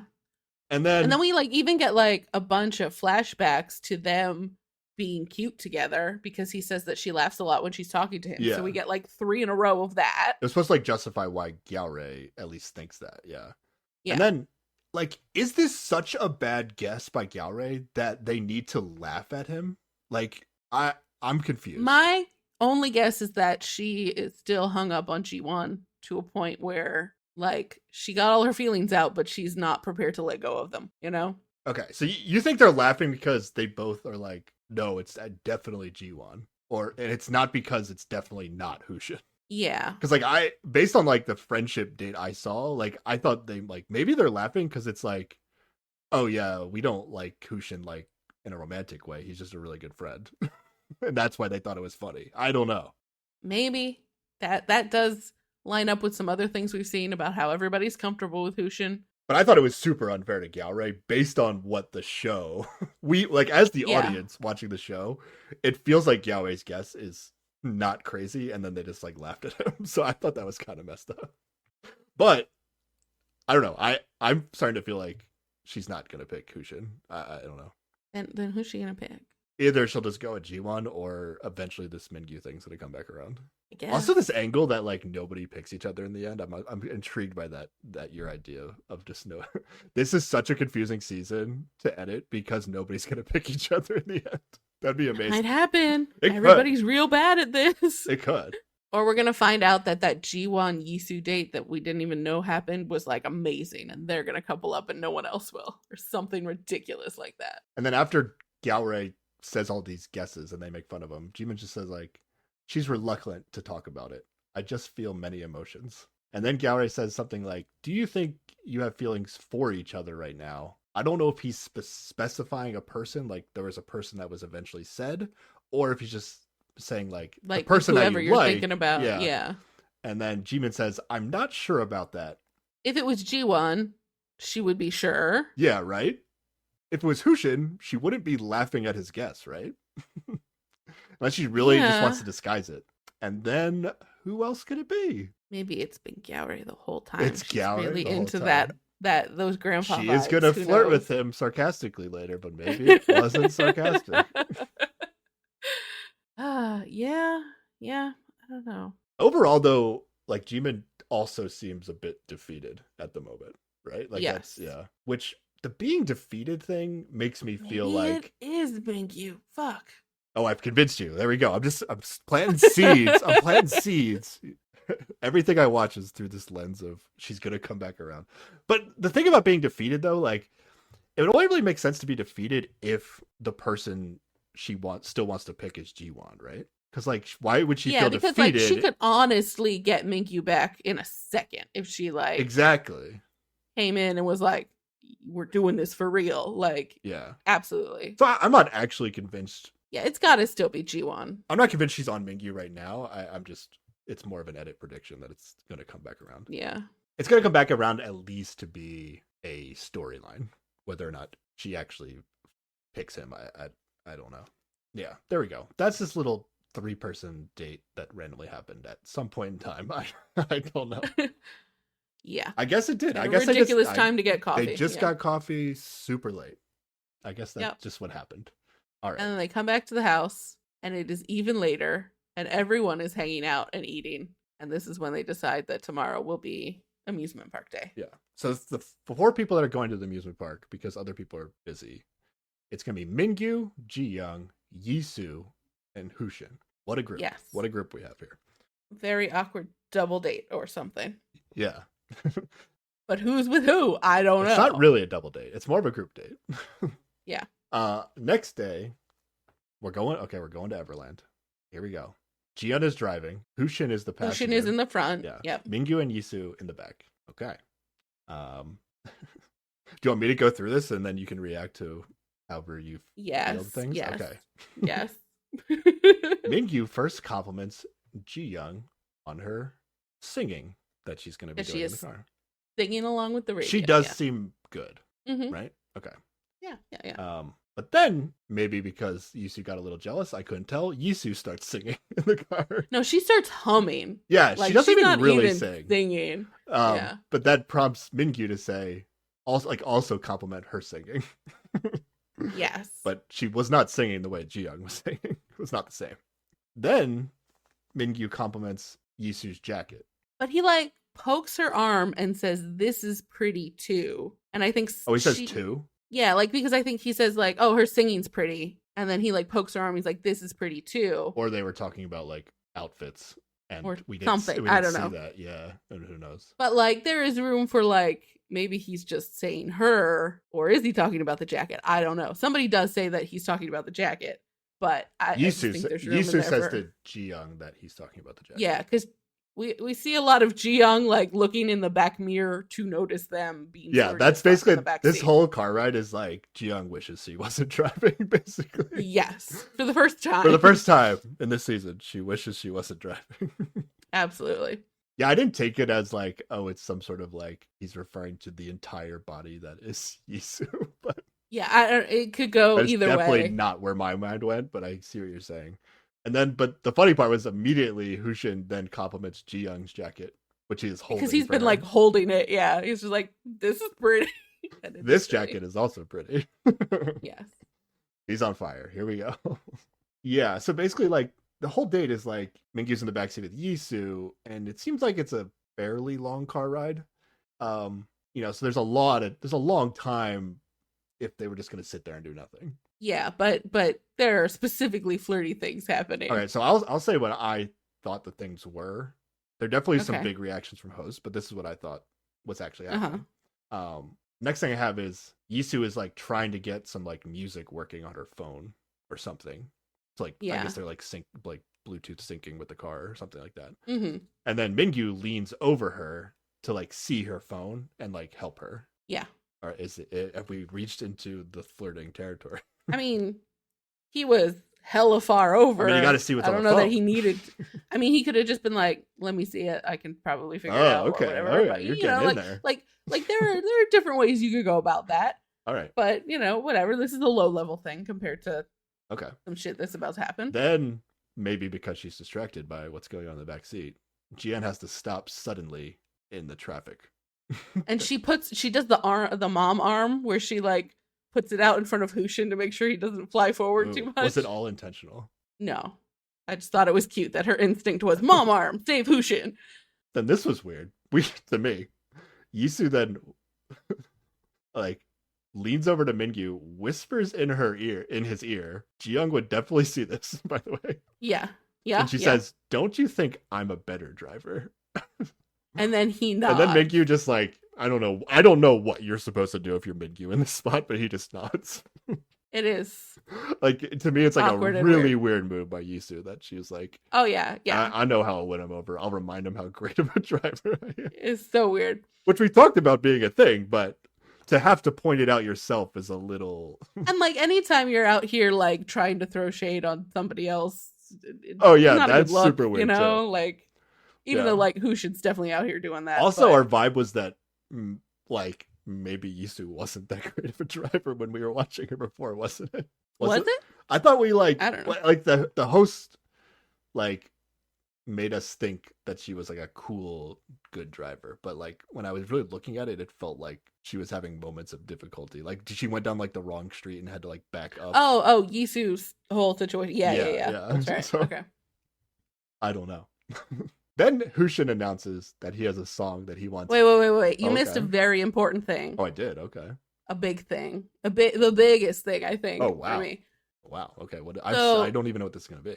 Okay, the car has a skylight. And Yisu's like, "Oh, I don't like the light coming through the skylight." And so Mingyu's like putting his hands up to like block the sun for her or whatever. But then at some point he opens up his jacket and says, "Do you want to lay down and I can block the sun for you?" As if to say like she would put her head on his lap and he would block the sun with his jacket. Yeah, when I watched it the second time, I didn't write it down the first time, but then I was like, oh, is that what he was saying? I think so because she like has a little scandalized giggle.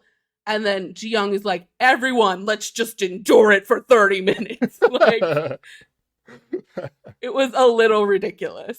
Yeah. I mean, I think Mingyu said this knowing that it was not going to be anything anybody would do.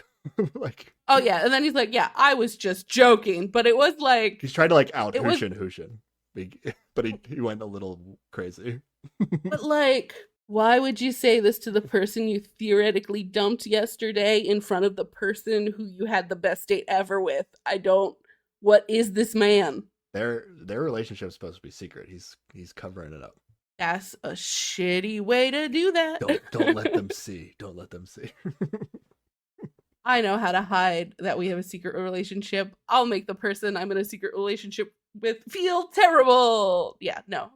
This is an awful move. Yeah. I mean, I don't know.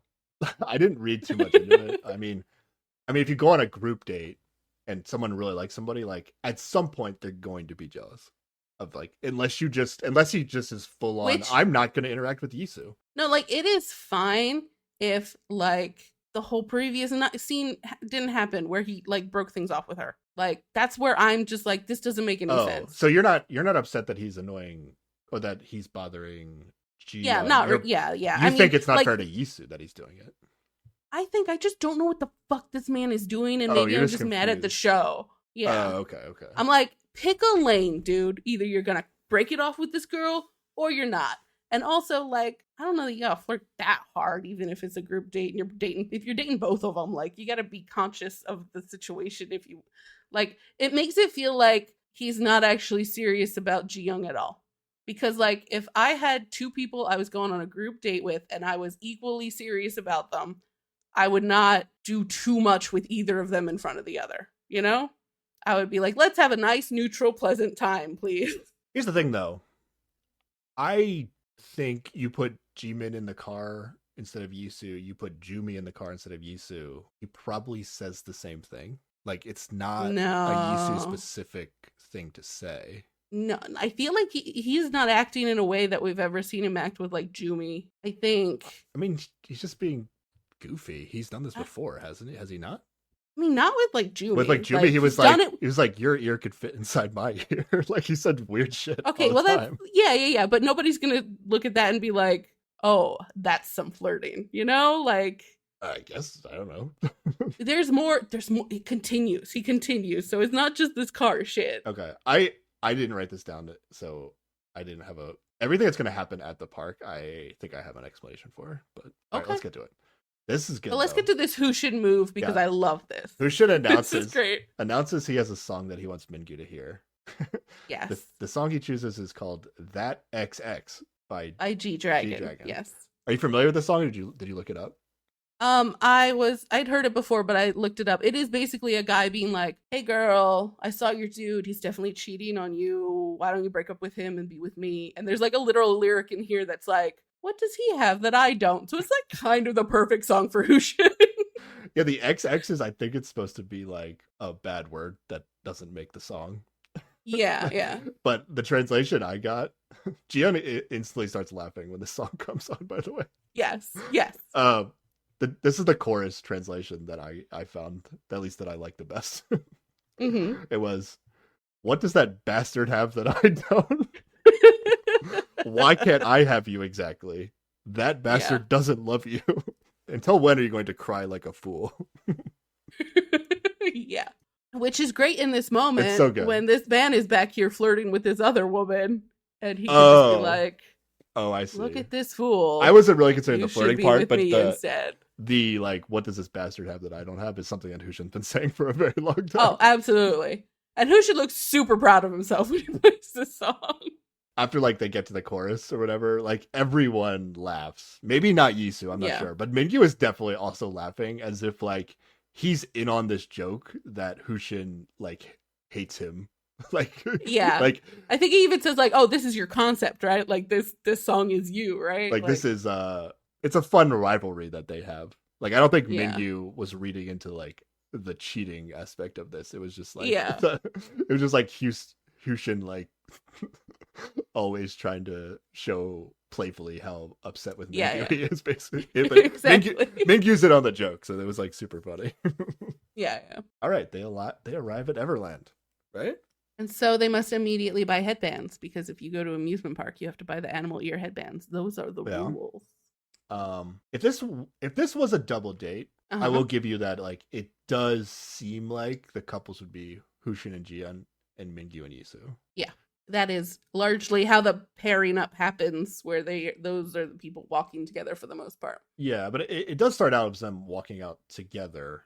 Then they get to this, like, they're going to be looking at a bunch of animals, basically. Oh, but no, there's an important part about these headbands Okay, go ahead. because I actually like, didn't write down that much from the state, but so okay, so both Ji-young and Yisu suggest different headbands to Mingyu, Oh, and he okay, goes yeah. with the one that Yisu picks.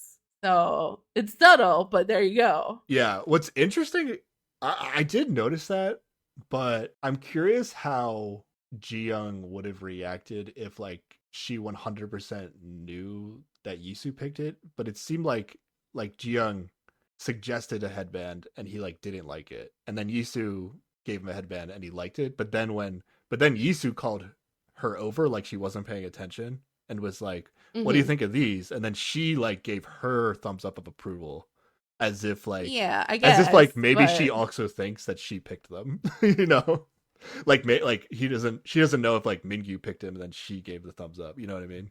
It doesn't matter. I don't think it matters You're just saying if from Ji-young knows. Mingyu's perspective. I'm saying from Mingyu's perspective. Yeah. He chose the one that Yisu He gave did, him. yeah. He could have just actually liked them better, but I see what you're saying. Yeah. He could have, but I did notice that. I gotta pick everything apart here. Yeah. I'm annoyed. Okay, so they're looking at animals, and then they get to these desert fox animals. Yes. Mingyu says that Yisu looks like a desert fox, and that is better than a fish. Maybe. It depends on, I mean, maybe not the Mingyu. Well, to me, that's a better compliment than a fish. Those little foxes were cute. Yeah, I agree. But it seems like Hushin and Ji-young thought like it seemed like they were walking somewhere specific and they just happened to pass this spot. But then like Yisu stops to like really look at the foxes, so then Mingyu stops too. And then they get like divided. And like Yisu notices that Hushin and Ji-young have gone forward a little bit, and she says as much to Mingyu, and he's just like, let's run away then. I see what you're saying. Yeah. It's just a good joke, but yeah. It could mean something. I see what you're saying. But it's not some shit you say to some girl you broke up with last night. Weird. I see what you're saying. Okay. Overall, this is the point I'll make about this date, is that the dynamic of this group is kind of awkward. And the awkwardness, because like Yisu and Hushin have nothing to do with each other. The awkwardness of this date is that if Yisu and Hushin are left alone, it seems like they just have no chemistry at all. Like that's the vibe I get, to the point that like they really don't talk to each other. I think at some point when they're alone they talk, but they like talk about like, oh, I wonder when sunset is or something like really mundane. They basically spend all the time staring at the person they actually want. Yeah. So that to me, like, and I would assume that Mingyu and Ji-young are aware of this. So I feel like they might be some actions that they take to break up in this way. They're even though I would enjoy like just being on this date with you, like Mingyu and Ji-young, like they don't want to make the whole thing awkward by only like them two being like sitting next to each other the whole time. So they like appropriately sit with people that would be interested in each other basically at different times. Which is fine. Yeah. It's the extra flirting on top from Mingyu that I'm like, what's happening? Okay. I don't get it. Okay. I do see what you're saying. I guess I'm just so out on Yisu being a thing on the show, like a significant thing on the show, that I'm like, if somebody's just having a good time, they might make these jokes. It doesn't have to be significant, but I see why the back-to-back seeing it is like, it is weird. Yeah, so like that conversation must have ended with her like talking him back from that ledge or something, and they chose to not show it for whatever reason. Like if she was like, let's just have a good time, like don't worry about it, and then he like took her for a word and was like, all right, let's just have a good time. Yeah, but like I still just feel like he's probably flirting more than he needs to. If like yesterday he was like, let's break, like regardless of if she talks about, I just don't understand his actions at all. And I just feel like given how good all of his dates with Ji-young should be, he should be more on the Ji-young train than he is. And I don't understand him as a person. I still think he can be and still be doing this with Yisu. Like you said, you'd be fine with this if he didn't have the like quote unquote breakup conversation with her. Yeah, I mean, I might be a little like, you should be flirting more with Ji-young, but still, like, that would just be me being kind of petty. Yeah. Whereas, like, this is actually just like, how you gonna have that conversation with a woman and the next day, like, be like, lay down in my lap while I protect you from the sun? Like, that's weird. Okay. I didn't think it was too crazy, but I guess especially in the context of these shows, I guess it was a little much. If I had been pseudo broken up with by someone and then the next day they were like, you can just lay on my lap, I'd be like, what the fuck, man? Like, what? I would be in my feelings about it. In the context of like these people, though, it's like known that this has to be a joke. You know what I mean? Well, yeah. I mean, I keep bringing that one back because that's like a very like, it feels like a bigger thing to talk about. But like, there's just a lot of little flirting around where it's just like that can mess with your head if you're like, yesterday somebody was like, no, we can't happen, and then the next day they're just like, a flirt, you know? Okay. Especially with Yisu though here, like I don't even know if she would, like, is she even that interactive with Ji-young? I don't know. I feel like especially for Mingyu here, like it's like the only person Yisu can socialize with is Mingyu on this entire thing. There is a portion where Ji-young and Yisu have their arms interlocked when they're walking, so they're at least comfortable enough with each other for that. Oh, okay. All right, that's good. The Hushin Yisu thing makes this really awkward though, in my I Yeah. was like, this is so awkward.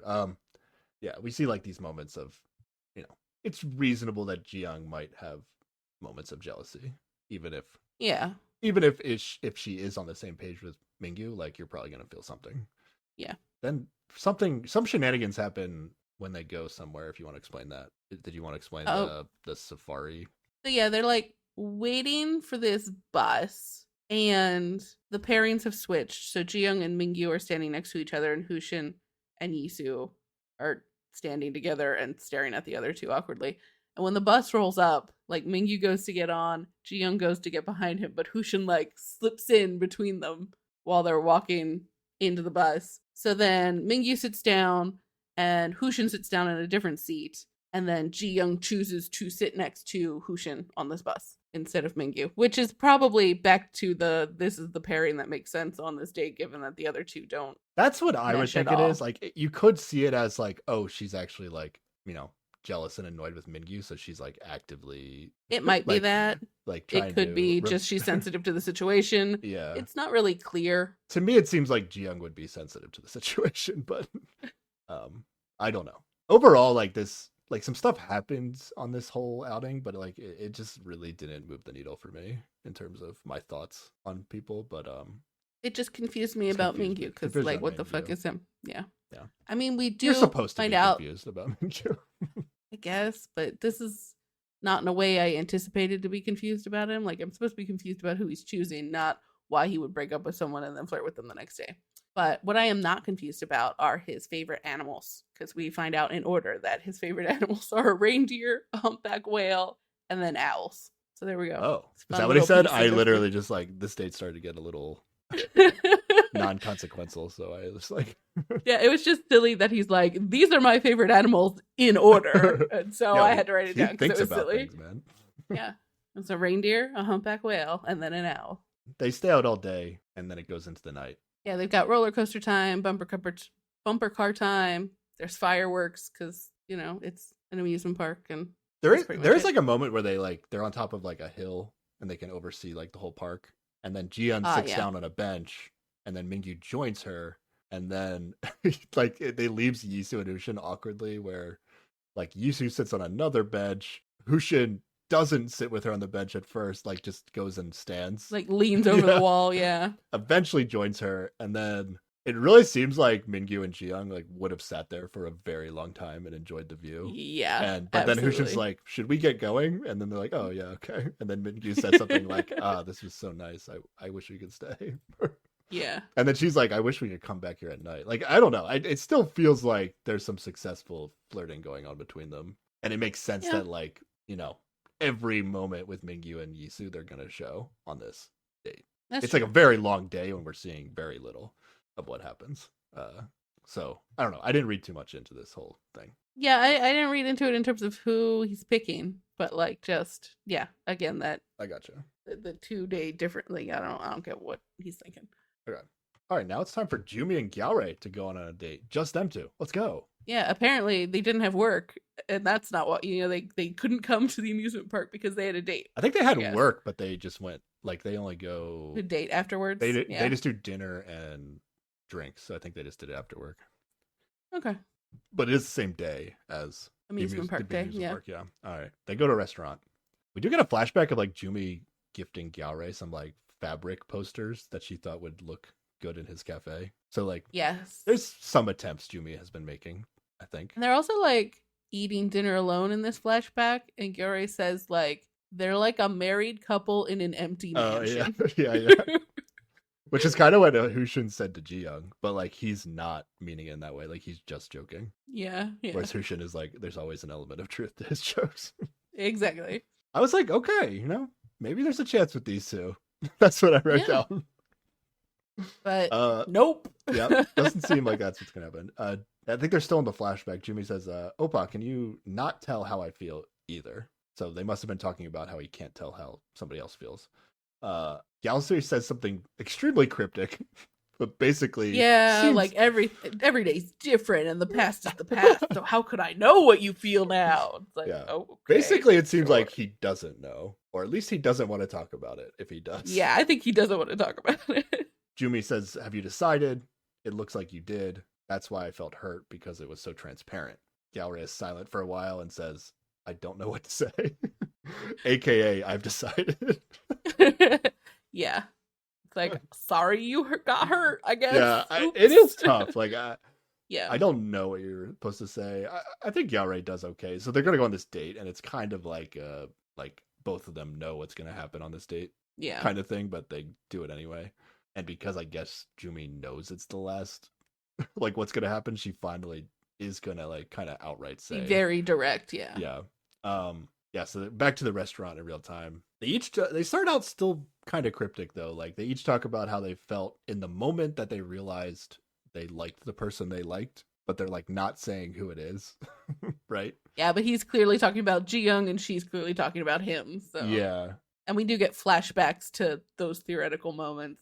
And Jumi like really seems like she actually regrets like not following through with Galray like immediately Yeah. after their first date. So she would go back in time Yes, if she could. It's still not totally clear that Galray knows who she's talking about, but eventually we're gonna get it. Through the course of this evening, he will. Because then they're gonna go for drinks. Mhm. Galray says he was sad while on their first date, but we don't get the explanation. He does not explain. No, yeah. Then eventually we finally get Galray's, okay, he actually is seeing Jumi's feelings. He says, I might be mistaken, but there are times when I feel your heart, but I can't accept it as is. I think I felt sorry toward you due to that. So he means like based on the situation of the show and the person I actually like that's why he can't accept it. And then Yeah. like He feels bad about feels it. yeah, which is fair. Like that's probably how you should Yeah. feel. And then this is a perfect response, like, It's got to be super tough for Jimmy Direct. to hear this. yeah. Wait, what's her response? Oh, I just mean like this was super direct. Like it was a good way for him to go about talking about this, like Yeah. like it's forthright, it's genuine. Good job. Yeah, it's as bad as good as you can do, I think. She does say that she feels like it ended before she even like got to show anything. Yeah, like she never got a chance to play, which is maybe partially her fault, but also like I don't know how early Galray locked in on Ji Young. Like Yeah. she might have actually not had a chance, even if she did follow through after the first Exactly. date. She says, "If I were a little braver, I thought there could be a chance." And then she says, "I'm sorry," because she's like she's feeling sorry for making him feel bad about Yeah. like yeah, it's like it's not actually her fault, but like she's just that person that she feels Yeah, exactly. bad for Feels making him- responsible yeah. for yeah. And then they're talking about like wishing everyone could have a happy ending. And then Jumi finally says outright, like, your happy ending is being with Ji Young, and my happy ending is being with you. So it's not possible for everybody to have a happy ending. Let's go, Jumi. You did Yeah. it. We did it. We made it. Good job. Yeah. It's a super sad date. Super sad date to watch, but I also thought it was really interesting and very very mature way of doing this. I enjoy a reasonable two adults talking out through their situation. Absolutely. Love it. I'm here for it. Mm-hmm. I do feel like they are going to be the like crew that hangs out while they both know they're not getting with the person they want to be with for a while. Like they're just going Yeah. to be hanging out on friend dates And for a while. will Jimin like continue to hang out with them, or will Oh, Jimin yeah. make some attempts? I'm not sure. How big will the I'm not getting together with the person I want to be with group get? Yeah. I think everyone. I mean, I don't think G1 would hang in and out in that group, even if I don't know. Maybe he That's will fair. once he's on maybe the last week he'll actually start. Oh yeah, he's gonna have all that free We'll time. see. Yeah. Finally, being totally honest with each other. It was nice to see. I'm glad we got to see this, even though Yeah. it's not leading to a match. Yeah. Anything else you want to say about these two? No. Pretty Jumi much it. encourages him to not give up and says she's not going to give up either. So Okay. Yeah. she's not here to try with anybody else at this point. She's Yeah. Not gonna make a difference, but that's the spirit. Go for it. yeah. All right. Back to the group date. Yes. And they are at a wine bar now. Hushin asked the table. Oh, this is where Hushin asked the table. Like, if you go back in time on the show, would there be anything you would change? Hushin says he wouldn't because he thinks he would end up liking the same person no matter what. But it seems like what he's Yes. getting at is he wants like. I think the goal of this question, which is kind of sneaky, is like he Mm-hmm. wants Ji Young to say out loud that she thinks things would be different if they had Ah, dated in a different order. Like I feel like that's the objective. okay. I don't Yeah, know. that makes sense. She does essentially say that to him on their date that they had when they went to see his I was paintings, thinking right? about So, that. Like he definitely says it. Did she say it? I'd have to go back in my notes or like they, rewatch it. But I think they talk a lot about timing mattering. So yeah, yeah, maybe he's trying to get her to explicitly say it here, and maybe part of him wants her to say it in front of Mingyu too. You know? yeah. She's gonna end up. She's gonna answer it last. She's gonna get to be like a little dodgy about it. Yeah, Yisu says she hopes she wouldn't change, but there is someone she didn't talk to yet, Yeah. What? and so she doesn't want to rule that out as a possibility. Like in theory, that's supposed to be G1, but like they totally went out on a date we didn't see, right?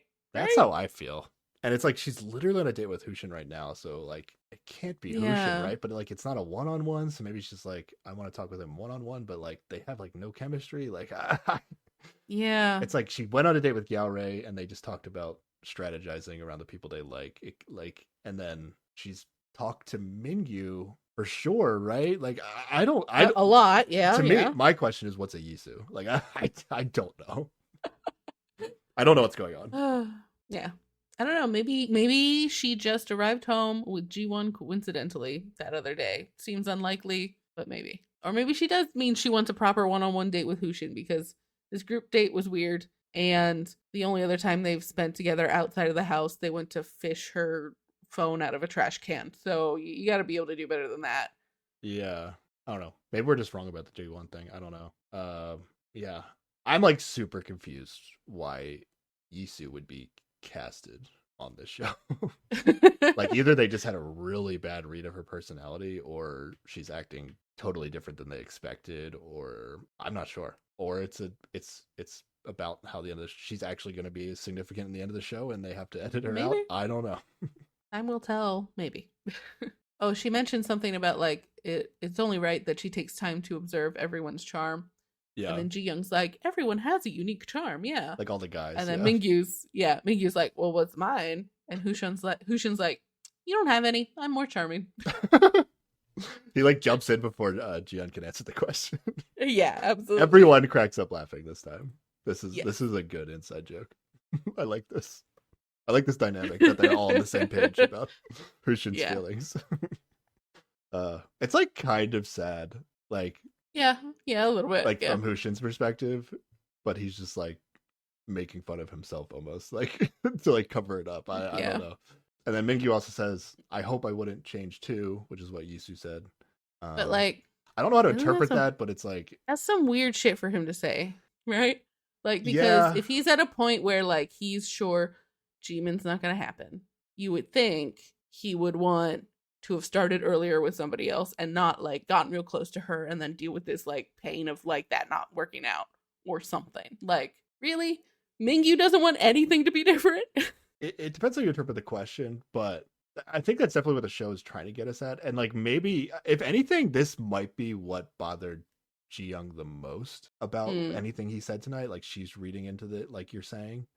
But if you're Mingyu, right, based on how everything has gone on this show, do you really have the right to say, yeah, I'd go back in time to change everything that happened on the show? Like, that doesn't seem like that's a fair answer either. Like, oh yeah, I liked, like, because he could be saying, like, oh yeah, I liked this girl at first, but then it was no big deal. She didn't like me back. And then this other girl liked me, and I really like her too. So it's all like, why would I change anything? It's going so great. Right? Like, I guess. like, like I out of guess. any guy that's ever been on these shows, like, well, if you're Mingyu, why are you changing it?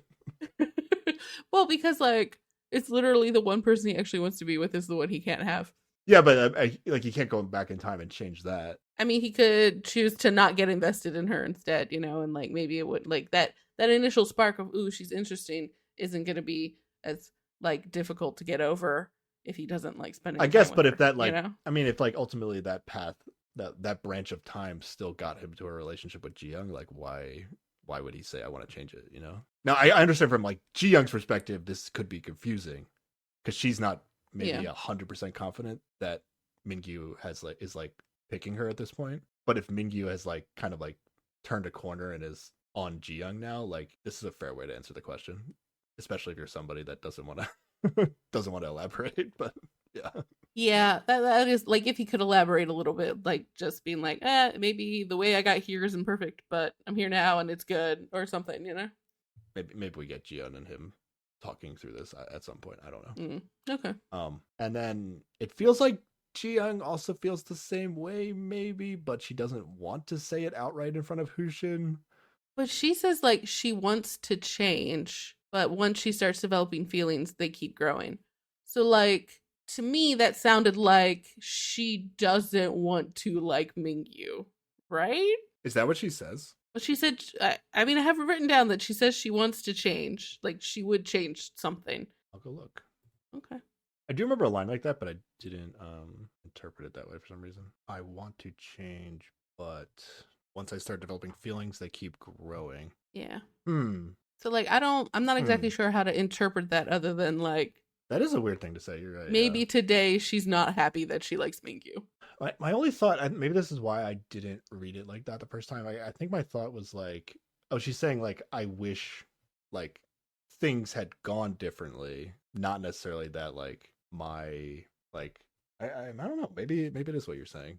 I don't know. It is weird. Well, just because she tacks on this bit about, you know, once her feelings start, they keep growing. Maybe she wishes she could have dated around. Like, she dated everybody though. So like, I don't think it's that. I feel like I like separated the two things as like, yeah, I wish like things had played out differently, maybe referring to, you know, what the shit Mingyu went through in the beginning. And then, but then she's also like saying to Hushin, like, but when I have feelings for somebody, like they get stronger, as if like, I don't think I would have different feelings. Because Mingyu seems to take it as if she's saying, I don't think it would change anything from her feelings, right? Yeah.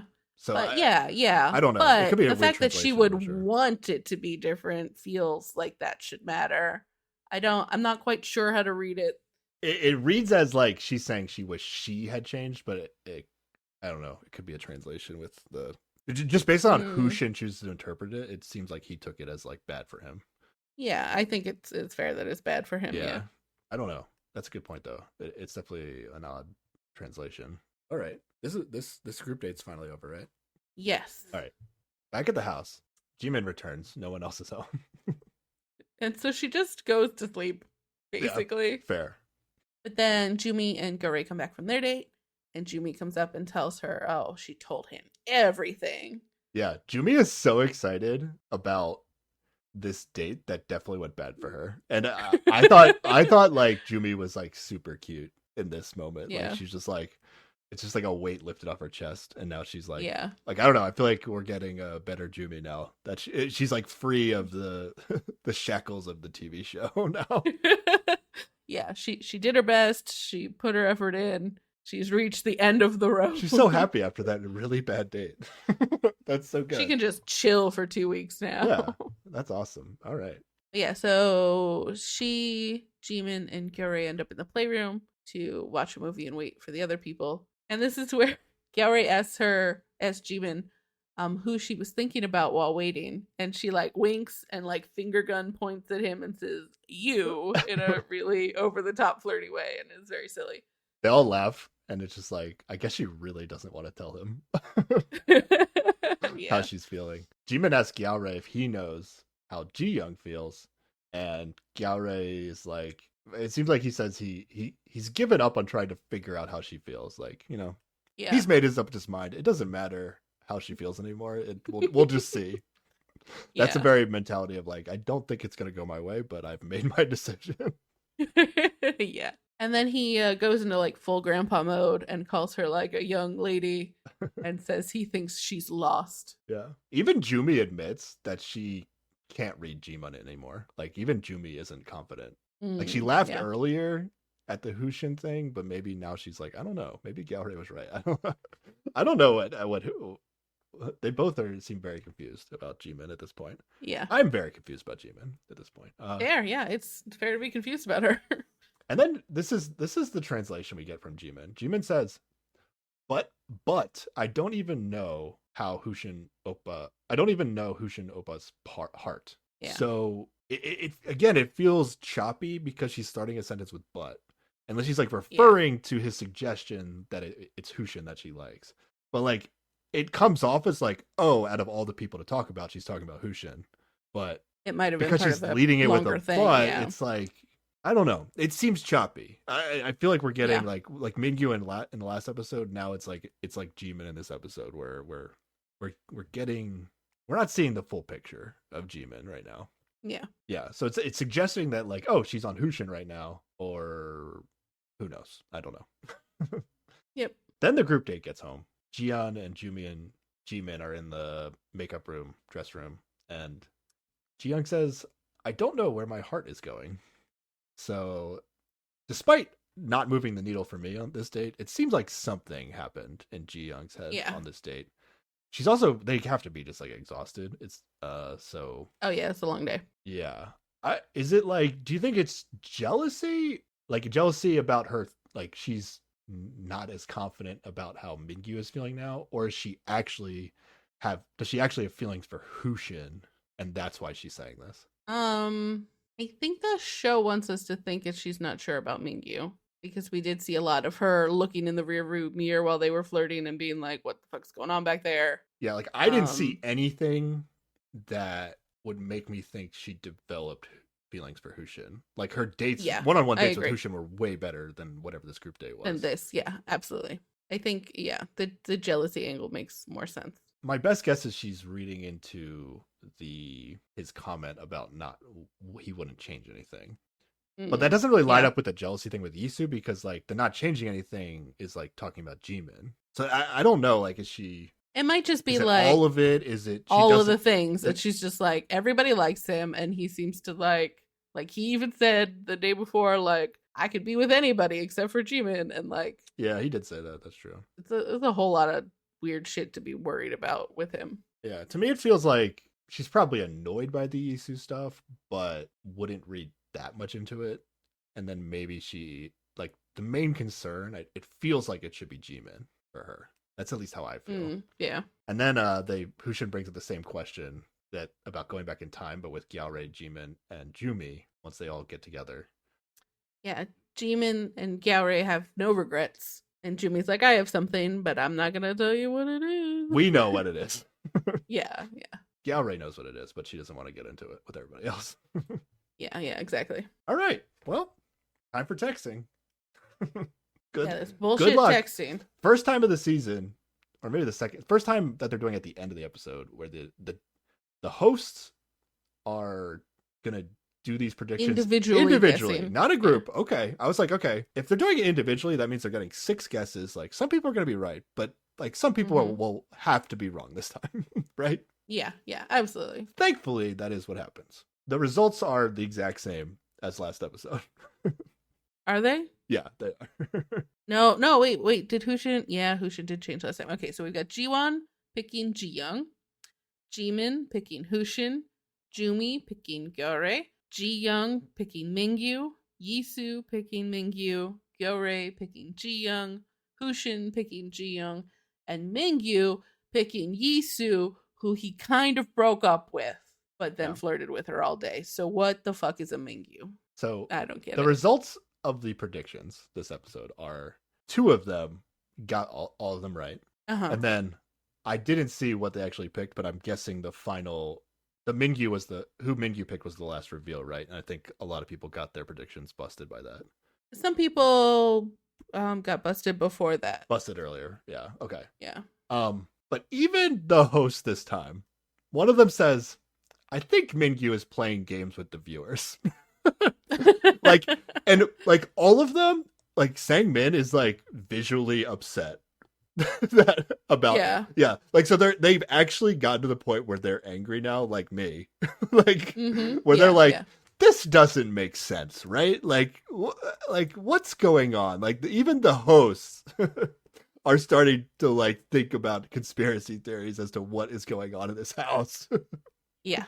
Which makes me feel good that okay, they're at least not in on this if production is fucking with them. I'm happy about Yeah. that. Okay. They're real reality TV celebrities who are participating in this process. Yeah. But yeah, I'm feeling good about my I'm taking this as very good for my conspiracy theory and my prediction. What for that later the in the texts show. mean nothing, and they've made them up. Okay. It's yeah, I think the show is being manipulative. Now, I have a bold prediction for Okay. the very next episode following this. Because the Okay. hosts have now called out the fact that like, okay, this shit doesn't make any sense. Like this, what's happening? You think right? he's gonna The think he's very gonna pick next Ji Young episode next time? Okay. is Mingyu supposedly finally going to love line to Ji Young in the very next episode. That's my maybe because the hosts have called out production on this. Yeah. Will we finally like production's like, all right, we can't keep this going. Like Okay, they could maybe. have just not showed the host getting angry about it. That's the other thing they Yeah. could have done. But yeah, highly suspect all of this. Watch it go back to Jimin. Jeez. Like either like the hosts at least feel like they're being lied to in the edit or they're being lied to in the predictions. At least like they feel like Yeah. something's up, which is the exact sentiment we've had for a while now. Yes. Thankfully. Yes, absolutely. Oh, God, okay. The Love Doctor guy is the one that gets it right though. And the older, more experienced host on the show, the older Mhm. woman. Yeah. They're just like gods at reading the what the producers want them to believe, maybe. I don't know. Yeah. Yeah. Because Exactly. even the older woman host is like, Mhm. yeah, I predicted and got it all right, but like I'm upset. Like she's like, Yeah. like she's actually like upset that Mingyu actually chose Yisu, even though she predicted it. Yeah. It is a ridiculous pick at this point. Yeah. It makes no sense. Okay. He makes no sense. I don't understand All this right. man.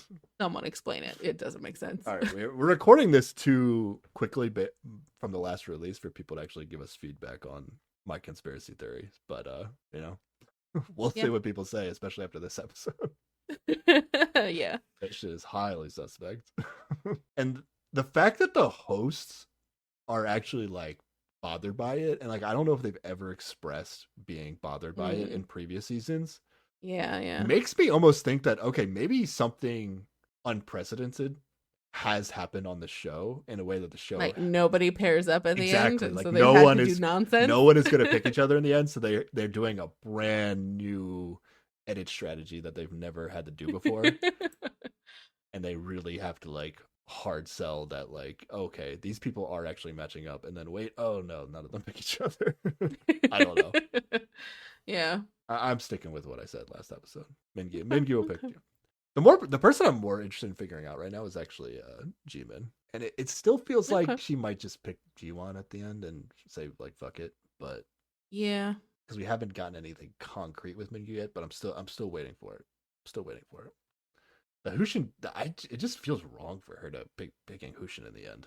I don't know. Is that where other people got tripped up? I didn't watch the segment. Do you remember where other I people don't got remember. wrong I answers? wasn't paying Okay. a lot of attention to it. Yeah, they only showed the host reaction to Mingyu's.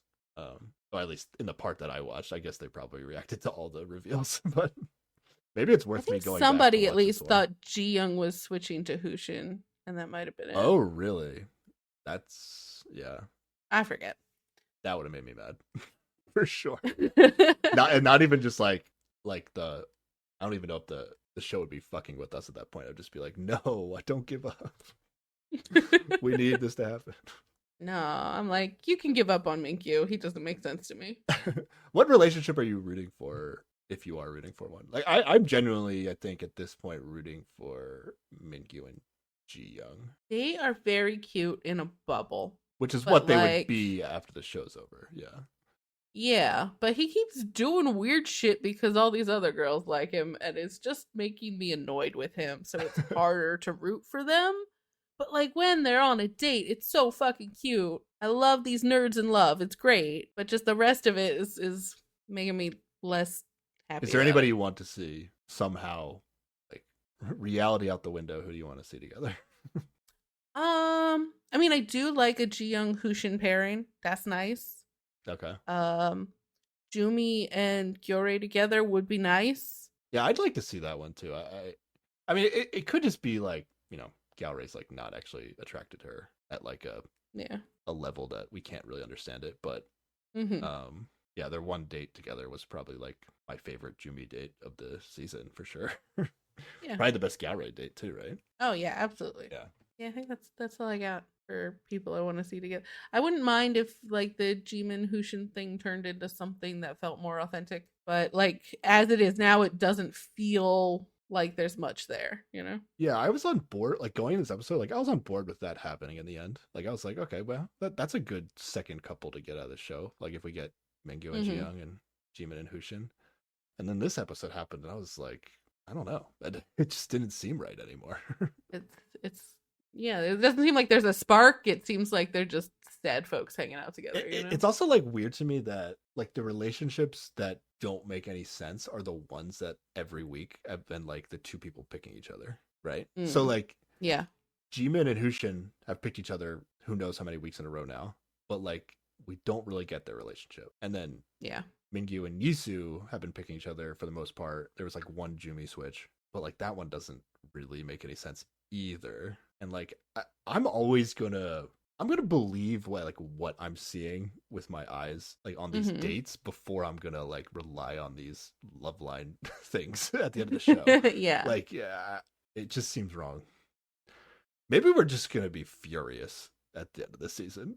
That seems likely. Yeah. You think so? I don't know. Well, at least for me, it's very easy for me to get mad at this shit. So I mean, like if Mingyu and Jiyoung pick each other in the end, you're still gonna be like mad about like the things. okay, no. No, you're not. Yeah. I mean, if he like stops being weird about shit and starts behaving consistently, yeah, that's okay. fine. I get where you're coming from. I didn't think it was that weird. I must not have thought it was weird because I didn't write any of it down. So weird. He broke up with that girl and then spent Oh, the whole next day flirting with her. that scene was super weird. But then the stuff on the actual park I was like, I guess maybe I just like, Yeah, if I the might have just like weird. like crossed out the existence of that breakup in my head and was just like, yeah, whatever. Yeah, if that scene didn't exist, the whole amusement park day Oh, stuff man. would have made sense Yeah. and it would have been fine and consistent. But like that one scene, what the fuck? Alrighty. Well, I'm ready for episode 11. All right. And we're back to talk about episode 11. Oh yeah, Still here, Sarah? still here. Okay. Yeah. You just want to get right into it? Anything you want? Yeah. It's been a few days. It has been a few days. That's okay. Normally we don't talk a lot about the host segments, but at the beginning of this episode, Okay. I just love that Segman is like he also does not understand Mingyu and what he's doing and Yeah. who he's picking for this text at the end. And I was like, thank you. I appreciate that you are also confused. I appreciate that he seems to be upset with the producers. That's like you're upset that he's upset with Mingyu, but I think he's upset with the producers. I'm just glad he's also upset. Yeah. Like, I am glad what? too. Yeah. I am glad too. But yeah, here we go. Yeah. We ended up at the Everland date last time, right? Like, or that was the last Yes. day. So we're starting up the This day is after the that. following day. Yeah. Yeah, and we get this short little scene where Mingyu and Jiwon are talking in the bedroom. And you know that Mingyu is in his feelings because his hoodie is up. And that's he's feeling things mode, you know?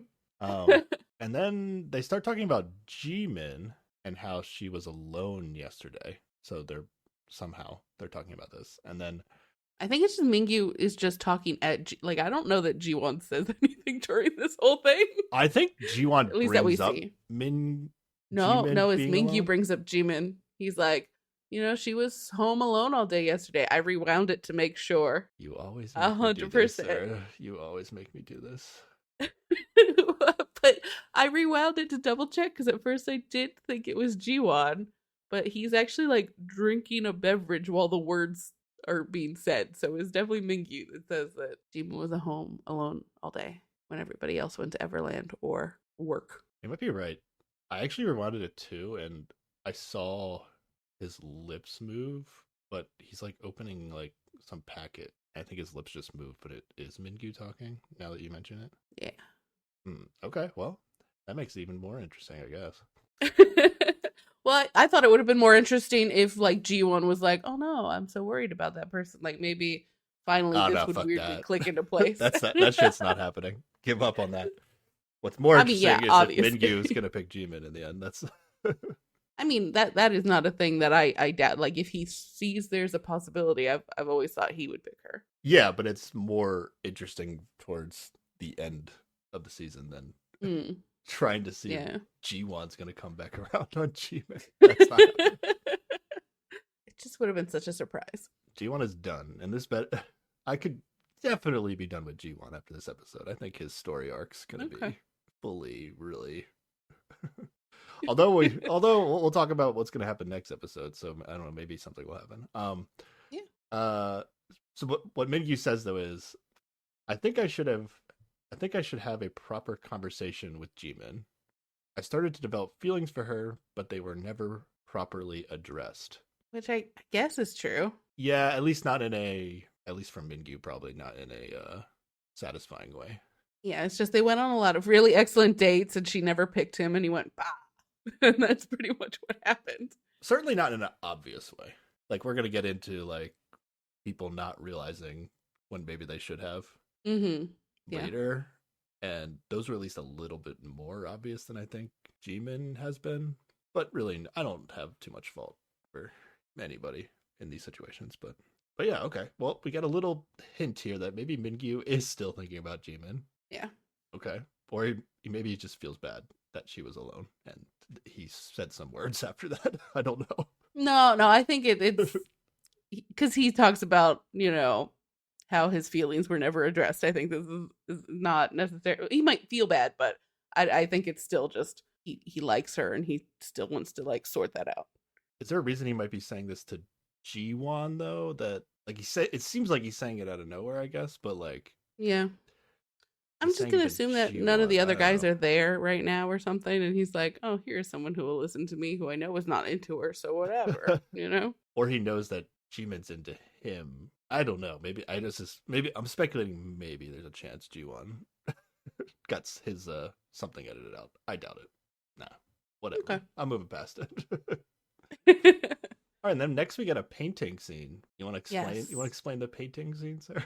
Yeah, so I guess it's just the why can't I think of the word? It's not an easel. It's a Canvas.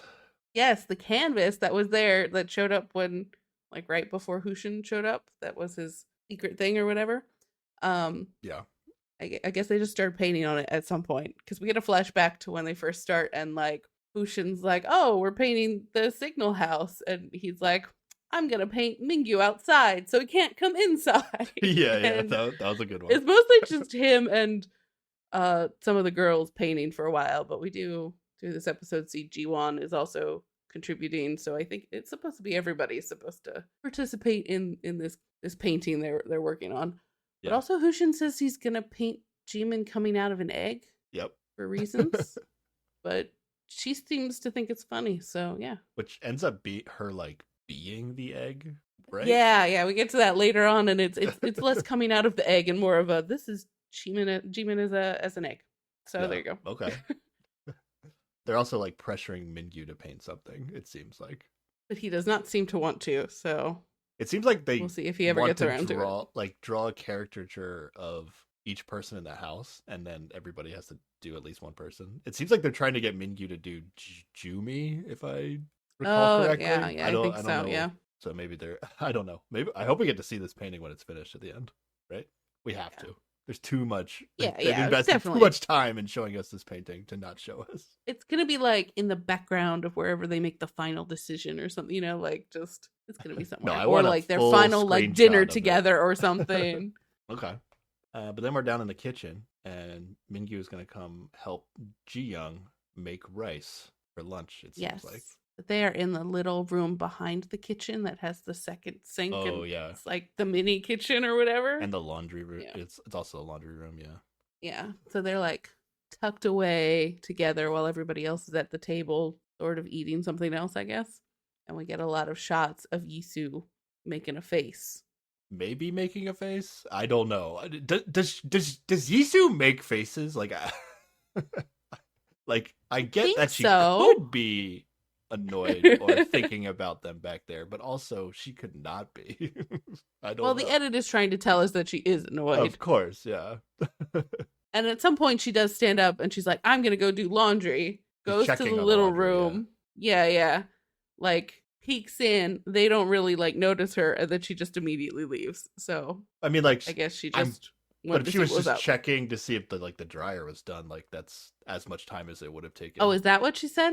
Okay. I thought she said, I need to go do the laundry. I don't know. If someone says they're checking on the laundry, I'm assuming it's like the washing machine or the dryer that they're doing. So, Oh, yeah. I just didn't, I don't recall reading okay. checking. I just read it as doing laundry. So Okay, well, yeah. She didn't do much. it seemed but I like she thought- should have had I thought to have she done did what she something, said yeah. she was going to do. Okay. It's a cute scene between Mingyu and Ji-young. The only thing I wrote down though is that Ji-young tells him she wants to watch a League of Legends match. Yes. T1 versus Gen But- G. Are you familiar with the T1 or the Gen G, Sarah? No, not at all. Are you familiar with League of Legends? We've played together before. I know you have. I'm just asking you for the audience. Yes, we've played with you a handful of times, and it was overwhelming. League of Legends was my game for years. hmm So I played that game pretty seriously. I feel like you have to tell the people who your main is or something, right? That's the thing you tell people, right? Who my main is? I'm a support. Yeah. I don't have a main character, but Okay. Yeah. There you go. Ji-young is so cool. I write that down like every episode. Ji-young is so cool. She continues to be very cool. Yeah. Yeah. She's actually a Gen G fan though. Most people are or not most people. I feel like in the States people are more aware of T1. This is a team of people. You ever heard of Faker? No, All right, well. I have no idea. just like I'm not. the most I've never popular- watched Professional League. Okay. All right. Very popular in Korea. So I feel like Oh yeah. it's definitely. not. It's the first time I've heard League of Legends mentioned on one of these shows, but I feel like it's pretty mainstream. Like it's not weird for Ji-young to like Oh yeah. randomly say she's gonna watch a a video game stream. But yeah, I thought that was cool that it was mentioned. Yeah. All right, and then while they're having lunch, they decide. Somebody decides. I feel like maybe it was Hushin's idea. Let's divide into groups of 4 and go. What they want to like go see the cherry blossoms. Yeah. Okay. Yes. Because like I think this starts because like there are flowers on the table and Hushin's like, why do we think flowers are pretty? Like I don't know, he's just like this weird trying to be deep moment or something. And then Jimin's just like, because they wilt. And I'm like, okay, emo kids, you need to get out of the house right now. I think it was Hushin maybe says like, why are we all trying to write an essay today or something? Yeah. Yeah. So it's good that they went out They're- for some fresh air. They're all going through some crazy thoughts right now, you know? Yeah. They're saying things they've never said before in their lives. Coming out of their mouth. But they choose to split up based on what side of the table they are currently sitting on. So that is It's how we like get our that groupings with of a 4. mixture of I think they took the group of 4 that went to Everland and then swapped the guys out. Was like also part of the strategy that they decided on. And then it happened that I don't know. They also Yeah, I did, think they were starting to Yeah. do that, and then they're like, "Oh, it just works out with it like which lined side up of the with table you're what they sitting on. both were saying, yeah. Yeah. Not sure everybody got to go with the group they wanted to, but you know, nobody objected. Yeah. So in the first car, We have Yaori driving, and Ji-young in the front, and then in the back we have Ji-won and Yisu, which is a Yes. pairing we've never seen together before, and we will really still continue. other to than not when see they them together came during back from a this. date. Other than when they came back from Yeah, a date, yeah. but we didn't see the date. Yeah. Yeah. Yeah, this is close to all the secondary characters on this season, right? Like it's Ji-young and 3 of the 4 secondary characters.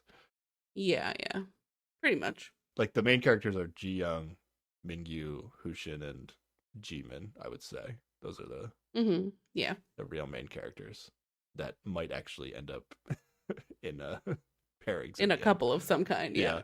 But there's 2 guys on this group of 4 that are still pursuing Ji-young, so there's something here.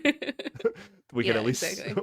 we are going to at least see 2 men get rejected at the same time. And then once again, Oh. Yisu's like just like a fourth wheel. She's just on- also there. Yeah. Yeah. Although she and Ji-young are holding hands for a little while. I did write that They must down. be Yeah, getting I did. along on some level. I was right? like, okay, yeah, all right. That was fun to see. Yeah, they did hold hands. Jiyeon is not driving, but she is helping in quotes Gyaore by like yes, being yes. like, "You're in the wrong Directing lane. him where to go.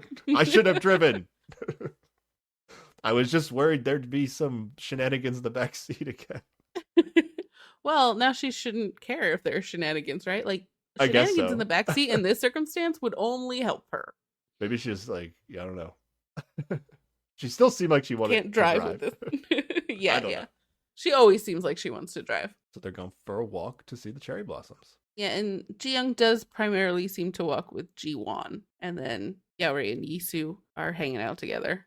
Yeah, that's what we get to see. I think the reason we're seeing Yisu and Gyaore is because they're having like an alliance like meeting, basically, Yeah. right? Like they're like, okay, all right, we had that alliance date. Now let's show them, let's show the audience when they come back and talk about it. And then like we get nothing from Ji-young and Ji-won, right? I mean, we get a little like he's like taking pictures of her, and this is where the two groups kind of part a little bit. And like Yaori and Yisu are ahead and they're waiting for them, and Yisu's like, "Can you two hurry up?" And Ji-won's like, "I let the distance grow on purpose." Like he's trying to just hang out with Ji-young. Yeah. But we don't actually get anything substantial from those two talking. We get more talk from Yisu and Gyaore, which like isn't even a couple. Yeah. Exactly. Yeah. So when Yisu and Gyaore are talking, Gyaore says that in the past he would have dated someone like Jumi, but doesn't know why he doesn't feel like that now. And Yisu asked the exact question, which I would have asked, which is like, is it just because you're into Ji-young right now? And yeah, it's like because I'm pretty sure that's why. If you weren't on the show with Ji-young and you went on a date with Jumi in real life, like you'd be good. But that's he what swears happens on he the does show. not know, you know. So yeah, he's trying to frame it like it's like, oh, this weird feeling that this person that seems so amazing, I'm not into them for whatever reason. But I think we know. Yep. We know why. Okay. And then Yisu's going to talk about why she likes Mingyu. And then she says some things. Which I'm not sure like she ever says anything like why she likes him. She just says that he said some things that she liked. And I'm like, okay.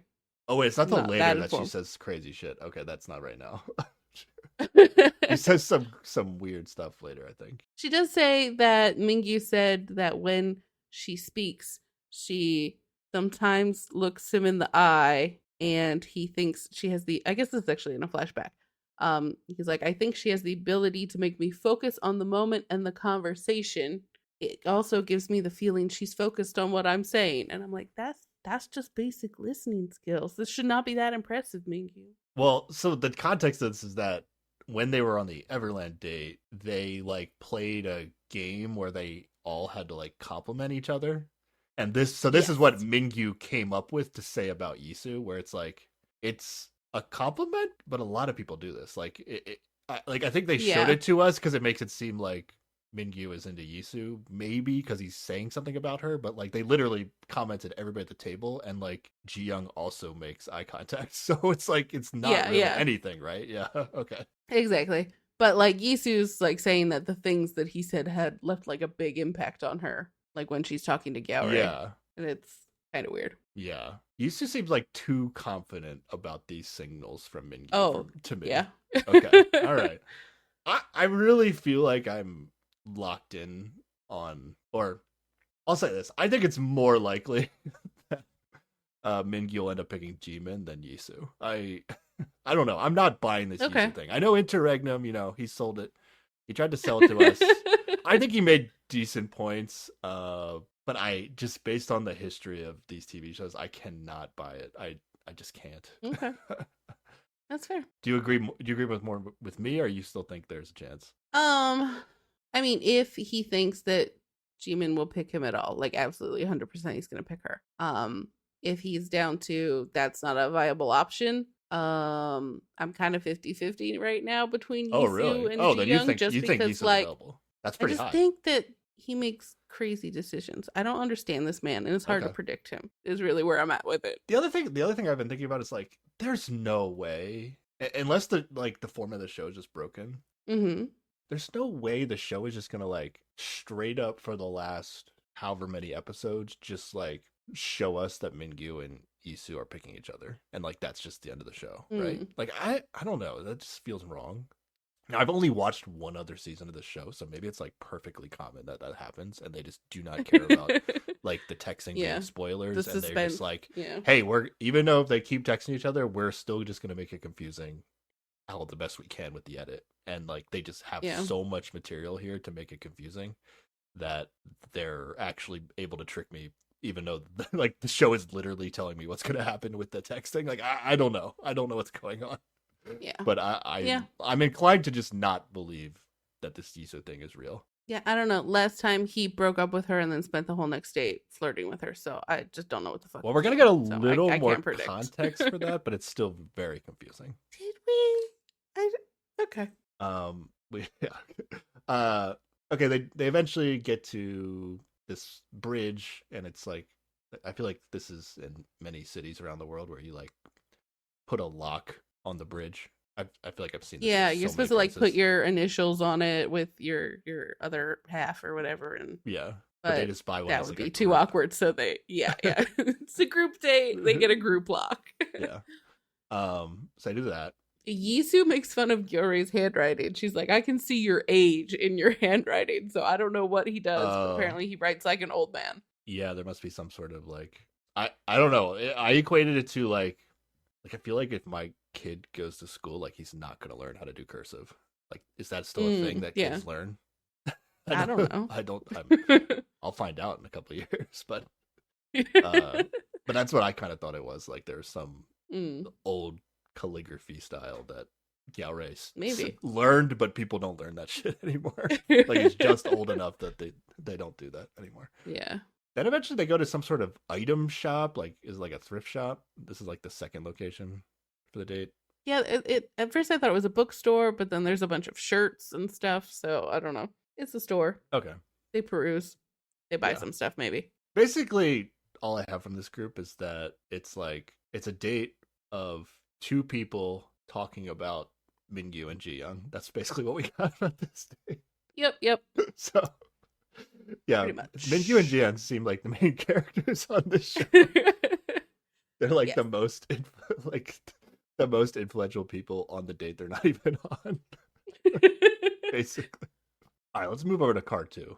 We're gonna come back to car 1, but let's move to car 2 here. We have Jumi driving with Mingyu in the front, and then in the back it's Hushin and Jimin. Okay, this is a pretty good group. Like Jumi's the secondary character in this group, but like Yeah. I kind of like Jumi now, so Oh, we finally came around to the cool lawyer. I Got it. I think it might have helped that they kind of she hasn't been a huge part of the edit for a long time. She was more. Okay. We're mostly getting her like she's getting the short end of the stick kind of Yeah. on the situation, so I feel bad for her. So Okay. I'd rather see Jumi in this group of 4 than Yisu. So ideally this would be Ji Young, right? Like Oh yeah. Like, That's the spiciest pairing. yeah, that'd be the best for her. But okay, yeah, we get Mingyu and Jimin again. We haven't seen this in a while. Mm-hmm. All right, that got me excited. I was like, okay, maybe it's gonna happen. And then, like, while they're driving there, Jimin says, like, she was thinking about the cherry blossoms on the way to school. And then that prompts Mingyu to tell Hushin that he should go to her school and experience being in the boyfriend waiting zone. Like, to pick her up after school like he did. Yeah. And then Jimin's like, you weren't even close enough to be in the boyfriend zone. You were too scared. And he's like, no, there were other boyfriends there. Or there were boyfriends there. Yeah. And it is a silly exchange. Yeah. I like the term boyfriend zone, but it's like it's like out of context, you're just like, so it's the friend zone, but you're actually the boyfriend. But then it's like, oh, they're Yes. talking about a place that you stand outside the all girls school. If you're the boyfriend, basically. Yeah. Yeah. But they eventually also are gonna go on a cherry blossom walk. Yes. Yeah, this is a great group. Yeah, they seem to be all interacting together the whole time. It's nice. People often take pictures on these shows And I'm like, all right, whatever. Mhm. They're taking pictures. I don't care. But legitimately, these pictures they took together were like super cute. Like Oh yeah. like as a group of four. Like Mhm. they were crushing it. Like usually they show me the picture, and I'm like, whatever. That picture wasn't worth it. But these were actually But they good. did a good job. Yeah. And I love that at the start, it's like three of them taking a picture of Jimin at once. Like, Oh yeah, yeah. she's just instantly the most photographed person. But then they do mix it up and take pictures together. So They get coffee, and then in the evening they're gonna get dinner at a restaurant. yes. And then this is where they bring up the topic of like complimenting each other. Yeah, the charming points from yesterday. Yeah, but they're gonna go around and like do it again because it's like a different group of people, right? Mm-hmm. Although they do bring up some of them from the previous day. I think Hushin says that Jiyoung said that he holds a weight in contrast to his light facade. So there's more substance to him than you'd expect, I guess, is I think her Is that compliment. what she said? Oh, Yeah, yeah. That's what Ji Young said I believe so. about Hussein. Okay, I just have Yeah, that yeah. she basically said he was lovely.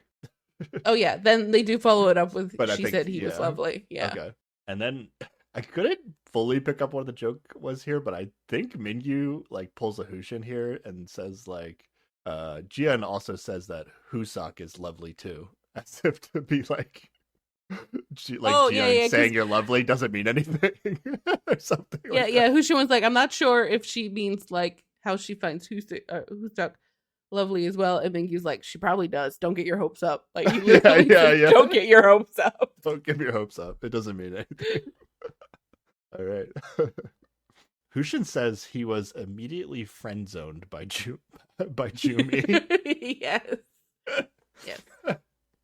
And then Mingyu says he thought the same thing with himself and Jumi, and then didn't realize till I guess their date that he wasn't in the friend zone with her. I don't know when it. Yeah, yeah. Yeah. So it's just like something about Jumi's personality. Well, Jimin or, does like, say like she's like the more a woman. Jimin says the more a woman likes someone, the more she worries about getting caught. yeah, which is like And like Jumi like agrees with that. Like she pulls away from people she likes. So like while with Hushin, she just sort of like very directly it seemed friend zoned. The Mingyu friend zone was more her just being bashful, I guess, and not like directly. I don't know, treating him like she liked him. That's like super unhealthy though, right? Like don't tell guys that this is a thing, right? This is how. Oh yeah, yeah, 100%. No, don't follow. Don't live life thinking that Yeah. people who avoid you are totally into you. Yeah, no. Yeah, yeah. So Jimin says that as if like all women do this, but let's just assume that this is just Jumi and maybe Jimin. Yeah. I think Do not apply this to life outside. I think Jian might even say later the exact opposite of this. Oh yeah, in some way, shape, or form. So yeah, I would not recommend assuming that somebody likes you if they're not making eye contact with you. Yes, 100% disregard this advice. And then Mingyu jokes, Jimin only looked at me while talking. Right after she said that, if I make eye contact with you, I'm not interested in you. But then Jimin and Jumi both like immediately like, Oppa, that's a misunderstanding. Like Jumi is like aware of whatever happened between Jimin and Mingyu. Yeah. And is like, she told me that was a misunderstanding. But like, in what way? Like, I would love to know. Yeah, in like what way. like I don't know. I would until like the rest of this episode, I really thought this was heading in like okay, here's the comeback for Jimin and Mingyu. But by the end of this episode, I think I'm out on the circle back around to Jimin. Okay. I still think they have it in there. Like they're still giving us hints like Mingyu might pick Jimin, but I feel like they're not giving me enough at this point that Jimin's going to pick Mingyu. I agree. And because I just feel like Mingyu has to end up in a successful match at the end, that I just don't think he's gonna go back to Jimin. But they're still leveraging Jimin because it does seem legitimate that Mingyu is thinking about Jimin. So Uh, Yeah. Yeah. they're leaving every hint they can get out of Mingyu that he's thinking about Jimin. They're leaving it in the show, Yeah. Absolutely. and then anything that Jimin says that might indicate that Mingyu has a chance, they put it in there. But I don't know. I don't know what she means by like she seems to Like, be it's a a little misunderstanding, annoyed that Mingyu keeps saying like she doesn't like him, Yeah. even though it seems correct. I don't know. Accurate. I don't Yeah, know. yeah, I don't definitely. know who's right and who's wrong, but all right. Maybe she just really misses getting a ride to school. I don't know. I don't know. And then Hushin asked Mingyu, "What's Jimin's merit?" Which Yes. I didn't know what that meant, but this is what Mingyu says. Mingyu says, "I told Jimin last time, if you get to my age, I thought I knew everything about my own feelings. I thought I could control everything. But when I first met Jimin, it felt like Jimin punched me and woke up my feelings. I felt a range of new emotions." All right. That's a pretty cool thing to say. If you ever reach my old age of what, like 28 or whatever the fuck, like, I mean, it's like so silly. it's a difference between being 24 and now Mingyu's Yeah. 31. Not Oh, that is he that's, 31? Sure. Like, Whatever. it's younger than both Still. of us, but relative to a 24-year-old, like that's a huge difference. I do agree. It's still just It would be weird silly. if he said this to Jumi, it'd be way weirder because Jumi's like 2 years younger than him. That's fair. But saying it to Jimin, yeah, I buy it. But yeah, this is a really strong statement still of just like, oh my god, all the feelings. Now, I do feel like Mingyu is somebody that would maybe say this, and even though he's like not still hung up on a person, like it's just like a truthful. It is what happened. So yeah, Very much like they're having these conversations now where they're like forcing each other to like say something meaningful and truthful, and they're like kind of getting it out of each other. So this is what they were able to get him to say. But it is still like like just to remind you, Jimin, this is how I felt. In case you're still interested. So and then Hushin, I think what Hushin says about Jimin is that he was just impressed by Jimin's deep thoughts for somebody her age. Yeah, she's not just carefree, she's got the deep thoughts. So we get the much more meaningful answer from Mingyu. Yes. Where are you at with Hushin and Jimin? I feel like we talked about how they seem kind of like friendly in the last episode, but then they made it seem like Jimin was interested.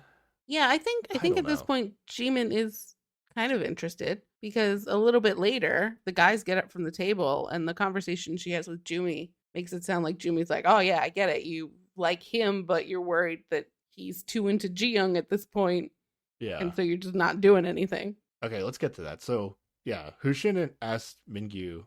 Oh wait, no, we'll get to that. We'll get that in a second, actually. Yeah, after Hushin says his thing about Jimin having deep thoughts, Jumi says that Mingyu had said something similar about Jimin as well, and then Hushin is like, "Well, why don't you like Jimin now?" to Mingyu. At which point they all start laughing, and Mingyu calls him a crazy bastard. What are you saying, crazy bastard? Because like Mingyu's like, I definitely still like her, and then he actually makes a point. He like double like makes a point to clarify to Jimin that Hushin is joking. Like he gets a little serious for a second. He's like, "Yo, don't make this girl think that I'm not still interested." Exactly. Like, this is serious. It's actually a little longer before we get to them leaving the table. Yeah, they have to talk about if they would do things differently if they went back in time. They circle back around to the turning back time question, and they're actually gonna have different answers than they did before. Yes. Jimin does seem like she really wants to know Mingyu's answer. Yes. To this question. And he says he's not sure if he would change anything. And then he talks about how his personality only allowed him to open up to one person and basically ignore everyone else. And if he had had like conversations with those other people, everything would have been different. And he's like, I think I wasn't being forward enough. So yeah. Well, he didn't say. Yeah, he said, I honestly don't know. Like this before, he said, I wouldn't change anything. When he only the situation only gave him a brief answer, but in this like more open discussion, he said, I honestly don't know.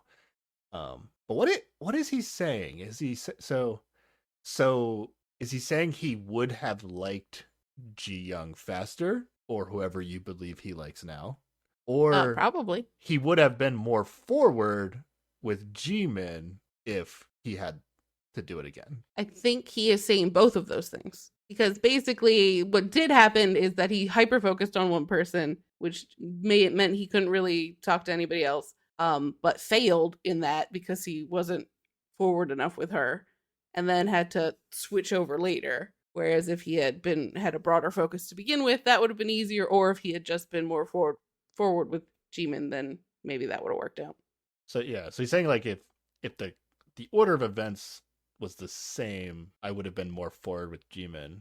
But if you change the order, like the date order, he's saying like, oh, he would have liked Jiyoung faster, or somebody else besides Jimin faster than he. Yeah. I don't know. Yeah, it's still like gray enough that they left it in the edit, basically. Yeah. And we don't really know, but yeah, interpret that how you will. And then Jumi reiterates her stuff about Gyaore that we already know.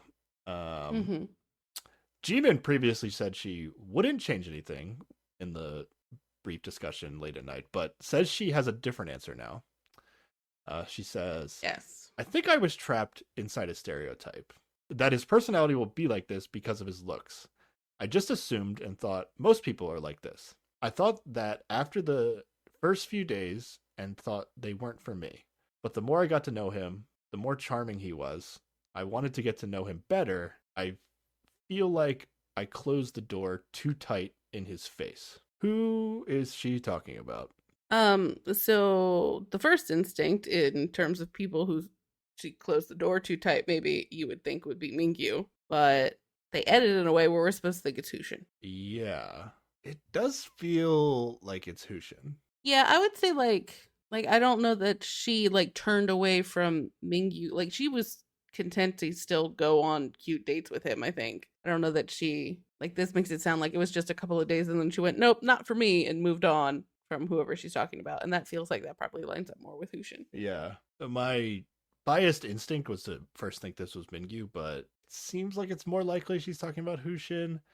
I mean, it makes sense if like, you know, she feels like, oh, they're in this kind of like friend zone area and she regrets that now. Yeah. It doesn't really make sense that this is G1 at all though, right? No. Just the first part, I thought it might, like, before she finished, where she's just like, I assumed this person would have a certain personality based on their looks. And so I was like, oh, you thought hot person would be great and you would be great together. And then you didn't have anything in common. But who's hot? Is G1 the rest hot of it person, doesn't, or is Hushin hot person? Yeah. Well, G1's the both. person who instinctually she saw and went, that one. I want that one. So I assume he's the hot person. Hushin's the one they always say, like, we thought you were like this because you look this way, but then we talked to you. Yeah, so it seems like it's Hushin. So yeah, I think it is Hushin, yeah. Maybe this Hushin thing is legit. I was doubting it last episode, but maybe it's a thing. I don't know. Yeah, but there is enough vagueness in this statement that I feel like Mingyu could be like, oh wait, you mean me? You mean me, right? You know, like it could give him a little bit of weird hope. Yeah. I also think when we get to, they're going to start the process of the destination dates at the end of this episode without actually doing them. Yeah. I think we will be able to like more narrow it down onto who each person's options are as to who they're going to pick in the end once we yeah, because the I think the destination dates are kind of part of why like I believe that the show is not lying to us about who they picked for the destination to like give tickets to. Yeah. So who they give tickets to kind of should accurately reflect what they're thinking. It kind of lets production know, like, hey, like you're gonna have to fake out. Like they'll probably pick one of these two, and then the other one it's like up to production to make it a fake, because like otherwise it would be hard. You know, you know what I'm saying? Like, no, wait, what do you mean? What are they making a fake? Because this destination date happens towards the end of the show, and they're like, if they're telling us the truth about which two guys the women are picking, like it makes sense for the editors to put in effort to make it seem like the extra ticket person is like the other person they're thinking about. Oh, which yeah. also is true, but like they're gonna put extra effort into like making it seem like, oh no, this is the person they're gonna pick in the end. But also, like, the big important pick is gonna be who Mingyu picks in the end, and Yeah, for Mingyu, he but I'm just doesn't saying get any names in attached to general, this, right? in general, like not even thinking about specific people. That's just like Mm. the natural way for the editors to go about it. I might Yeah, not have that I makes might not sense. have said that all very well, but it'll make more sense when we talk specifics at the end, I think. Yeah, yeah. So then Hushin and Mingyu get up and leave because they're gonna go fight each other outside. And they're just gonna use the bathroom, I'm pretty sure. Well, they joke about fighting each other, Oh, that's right. or the women, I or the think women Juby's say, like, "Don't fight when "Don't you fight go." each other." Like, we're not. Yes. I like the idea that he just got up to fight though, and then the Yeah, woman just sat there and did nothing. Yeah, so Jumi and Jimin get to talk alone. And then this, okay, you talked about this earlier, but what's weird about this is, or the way that they keep this somewhat ambiguous, is that they let Jumi say that she thinks Jimin was talking about Hushin. Well, she doesn't even say who should. She just kind of gestures to where he was sitting, It basically. looks like she's pointing to where Hushin was sitting, not to where Mingyu Yeah. was sitting. But even then, it's Jumi's interpretation of what Jimin said, which is probably right. Like we both agree that it's probably Hushin. Yeah. But then Jimin says some stuff, which I was kind of confused. Yeah, she starts talking about G1 again. Like, Yeah, it was kind of I honestly, like, I didn't even write it down because I was so lost in what she was saying. they were comparing experiences of having told someone their feelings, right? Because Jumi basically is like, I was inspired by you telling G1 how you felt. I told Yuri everything, and I feel better, but I'm not over him. And Jimin sort of indicates that after telling G1 all her feelings, she's kind of over him. But I don't think that's She's true over based him, on or just like something- over the whole like overthinking aspect of the show. I don't know. Maybe it's that. Maybe it's just she's over thinking he's an option or worrying about it.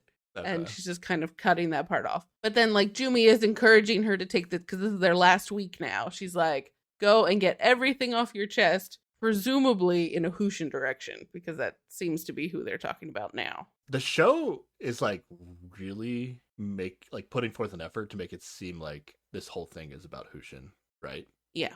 They're flashing back to Hushin times, and yeah.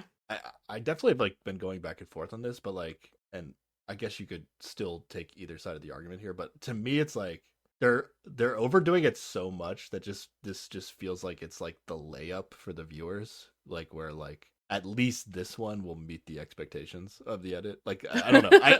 Okay. I feel like it's just this is gonna be what it is. Okay.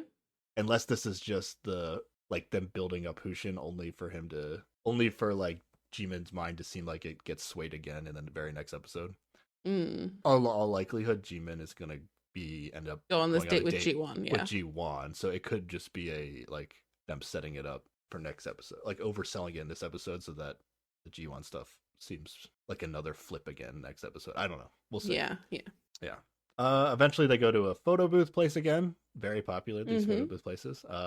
Yep. And then they go phone case shopping for some nice product placement again. Is that what that was? I actually was like, this is 100%, so random, because and it's like, a Casetify store, and they're like zooming in on the logo Okay. and shit. Like, yeah, that's 100% a product placement thing. okay, I guess I'm just like not familiar with. What was weird though is like, I guess I should have realized that because it's like they all bought one. But Yeah. that was like, I was like, oh, it's like one person need a case. Like, why are they going here? But then they all bought one. So yeah, okay, you're definitely right. I don't know why I didn't pick up on that. I'm well tuned into the product placement at this point. I mean, I'm so used to it only being food. I feel like I didn't even think about it. Okay. Oh, well, we get makeup or something in this one too. Like, we get a lot of product placement in this episode, actually. Is that what that was with Jimin? Like just like putting on makeup or whatever? Yeah, it was That was either product makeup or placement it was also? like moisturizer or something. Yeah. Oh, 100%. Did you not see that logo? She just like, ooh, look how smooth it goes on. Like, yeah, that Did was seem commercial. unnecessary. I feel like they did it another time too, but it seemed to actually lead into Oh yeah, at least like that one was such a weird one-off. Like, you don't see her before, she's not in the scene afterwards. It's just like at least the silly. person putting on makeup was in the next scene, but like I don't even know if Jimin was in the next scene after she was. Yeah, putting she wasn't. makeup It was on. weird. Okay. Back at the house, their group is back, but not the other group. Yes, yes. Jimin comes over to help Hushin wash dishes. Oh, here we go. Mm-hmm. She asks him what he's doing tomorrow, but then they just end up talking about resting. And like it seemed like she was Well, going to ask him out, and then yeah. what did he it was say? kind of weird. What did he say I that don't she know. just He was gave up? like, he's like, I'd like to stop off at home, but if I can't, I should rest. And then she's like, let's take naps tomorrow. And I'm like, together? But no, it doesn't turn into anything. So Yeah, and then they show her like them two like go to the courtyard with the fire, and she's saying how Mhm. great the day was. And I don't know I'm like literally as we're talking, I'm going back and forth. Like I feel like I've given up on Jimin picking Mingyu. I think I've given up on that. By the end of this episode, I think you have Okay, to give yeah. up on it. Yeah. But as we're talking, like I'm literally going back and forth in my head between is she gonna pick Jiwon or Hushin? Or Hushin, yeah. And now I'm like, I don't know. This thing was so weird. I don't know. I'm like kind of back to she's just gonna pick Jiwon. And this whole thing's an oversell, maybe. It might be an oversell, but I think there is something there. And I think when we get to the end where they, every woman has to pick 2 guys to invite to whatever, like we get that information revealed in an order, but I don't know that the order implies everything or is like Oh yeah, is actually who they pick first or not. So like she picks Hushin and Jiwon, but we don't actually know who she's hoping yeah. will pick her destination. That the order that they chose to reveal the women's choices is definitely production manipulation. Like, Yeah. There's no reason that the order had to matter. And wait, but Jiwon gets revealed first, I think. Oh, I don't. Out of the 2, Yeah, I Jiwon's guess first. Yeah. Yeah. So, well, if you believe my production manipulation, maybe that's an indicator that actually is Hushin, because they like went out of their way to be like, oh, Jiwon was the first choice, but who knows? And I think on that one, the host guessed Hushin first and then Jiwon. So like the with your host other thought it mattered, conspiracy but theory, it doesn't really. Yeah. Right? Yeah. You would think they would have flipped it to match what the hosts pick, but Oh well, the hosts actually get a lot of this wrong. well, so yeah, it but they doesn't really did matter. get her 2 picks right. They just swapped okay. the order of what it was revealed. I didn't watch it like where the hosts actually actively trying to get the order correct. I guess they were. I think they just assumed like they picked who they thought their first person would be first, and then their second person after that. And then when this got revealed in the opposite order, they're like, "Oh, well, it doesn't really matter what order, so it's fine. We still got it right." I mean, like it's possible that they gave production an order, but in terms of the mechanic of the destination, like determining who goes on a date with who for the destination thing, it does not matter. Yeah. But okay, we'll get into that. There's a lot to talk about, I think, at the end of this episode. So then a let's weird keep thing going. happens where so they're on the fire and they're nice, and then we go back to the hosts and Oh yes, Dr. Guy or whatever it like what brings the fuck up is this? these outtake videos, and they have actual texts in them, like because they show Hushin texting Jiyoung, "I flamingo you," which is a reference from their Everland trip, which is supposed to mean "I love you," right? But like this can't be the text for the day because they're not texting each other anymore, right? Is he just allowed to text her like a normal human, and he just texted her that he loves her? Yeah, there's something hella fishy about this. Also, where are all these videos? Have I been missing out on mediocre texts for the entire season, and I could have found them on the internet? Is that what's happening? There's probably extra footage out there, but I have not looked into it. Because even some of the other hosts say they don't watch any bonus content. Yeah, I think Doctor was the only one that knew about it. Yeah. Everybody else was like, "Wait, what?" Yeah, Which is this very is actually silly. like if you just think about what this scene is, it's actually so weird to think about. Like, so there's an unshown scene in the TV show that then gets brought up later by a host, and then because the host brought it up, the show then puts it in the TV show after not putting it in the TV show. It's like so weird. But like, I need to know what this text was. I'll tell you what I think it is. Okay. Because I think even later in this episode, they again reference the fact that they're not actually texting each other. Right. So I don't know why the Love Doctor is getting confused, or I don't know. He doesn't bring it up. But I think they just made a cute video after the date and showed Hushin going on his phone, and then they threw up on the screen, "I flamingo you," and like Oh, he probably just text production like his choice for the night, and that was it. Like he didn't actually say any words. That's what I think. Like, but it is a that cute. is. It's a cute video to make as a bonus clip to be like, "Oh, he said I flamingo you," but it is like, But that is too far. you think it's super? Yeah, Right? I don't know. Like, Well, just because like in the like when they were on the trip, they're like, we say "I flamingo you" instead of "I love you," and like that's a big thing to say to somebody on this show. I would think, even though it's a silly whatever. they say "I flamingo" to each other as part of like the like I repeating the guess tour that's guide, but true. they're like looking at each other, right? So I guess it just seems like that's some shady shit production. Like that's a little too far. it's shady because they like, okay, it's like a fun little bonus clip that isn't part of the real like canon of the show, but then they like put it in later because the Love Doctor brought it up. So I don't know. Maybe like no one's ever challenged us on this like speculation that like they're not actually texting each other more, or like maybe they are. Like, are we just like lost in translation as to like the reality of what's going on? No, well, I think they I don't bring it up know. again later, and they're like, remember, they're not actually texting each other; they're just picking names. Like they talk about That's that the in this episode translation we're again. getting, yeah. But like maybe we're just like, I'm saying it's like, is it a lost in translation thing where Oh, like we're getting confused in reality? Like a whole different thing is going on. I don't know. I'm somebody inclined to set just us think straight, like please. because of how the texts are always revealed, like they very much could just easily be lies. Like it's just a video of somebody on their Hmm. phone, and then it's Oh like yeah, it's yeah. like when actors text in movies, like they don't actually they Oh don't yeah, yeah, actually yeah. text the words that they put over the screen later. It's Yeah, just they're like just boop boop boop, whatever. It doesn't matter yeah, exactly. Yeah. so they could do that easily. So that's the only thing that makes sense to me. Like why is he texting production "I flamingo you" and then it doesn't even get sent to him, like to her? I don't It's know. just so weird. But it also could just be a Hushin thing where he's like, because he's just trying to be funny, but then at the same time he knows she's not getting it, but he might have just texted them like, "I'm picking Ji Young," and then puts in quotes "I flamingo you" after it. So like he did send it, but also she didn't get it. Mm, Like, but that's just Hushin's decision to like put an yeah, extra bit in his text to production, knowing it wasn't going to go anywhere. I don't know. it's it's very weird. it's super weird.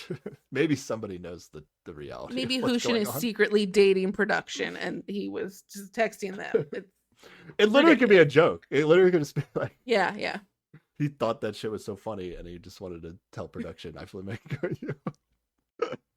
I do not know. So confusing. Yeah. Okay. Um, I also don't know the meta of like, okay, this clip wasn't supposed to make the show, Yeah. but like it was interesting enough to make it a bonus clip. But are like the bonus clips also potentially trying to get us off the scent of who he's actually going to pick, or are they more like helping us realize the truth? Like you would think it would be like, oh, if someone's going to go Oh. out of their way to watch a bonus scene, like you would want it to Hmm. be a helpful thing, like for your people that want to be extra informed. Well, I mean, if your goal is to lie to people to tell a good story, and it's just better if they don't know the truth until the end, then you're probably going to continue that, right? Like, like I would think you'd want a consistent storytelling. But there's a difference between like the actual show building a story and then like there's bonus content that people can watch where they can get like a little bit extra information. What I'm saying is like if Hushin is actually gonna pick G-Min in the end, this feels a little Hmm. dirty to put this in a bonus scene. But then the bonus scene made the show, so now I'm like, I don't know. We're way overthinking this, but Yeah, yeah. okay.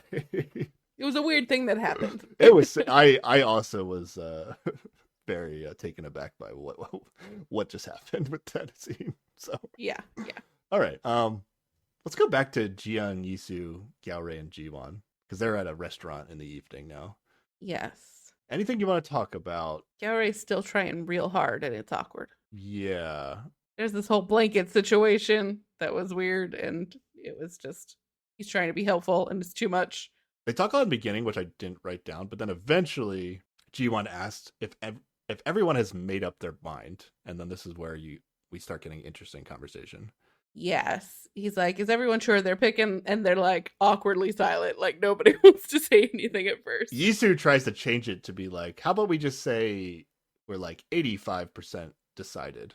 And then everybody's like, Then they convince her 85% to is drop too it down high. to 7. 85% is too high. I don't want to commit that far. So then they say, how about we just Yeah. say, is it possible we're 70% committed? And everybody agrees that that's a fine That's an number. acceptable question. Because Yeah. basically everybody wants to say they're committed, but they don't want to say 100%.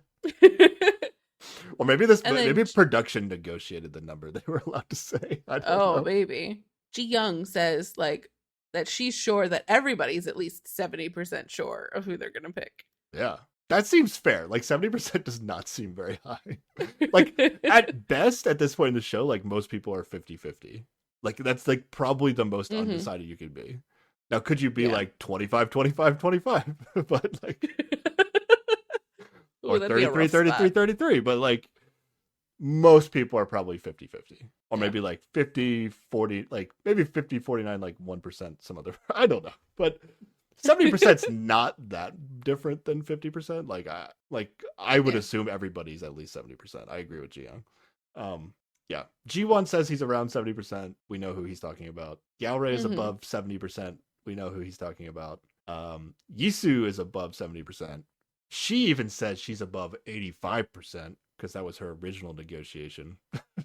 But I love the way that this happens is that G1's like, oh yeah, it's obvious you're at 70%. Are you at 85?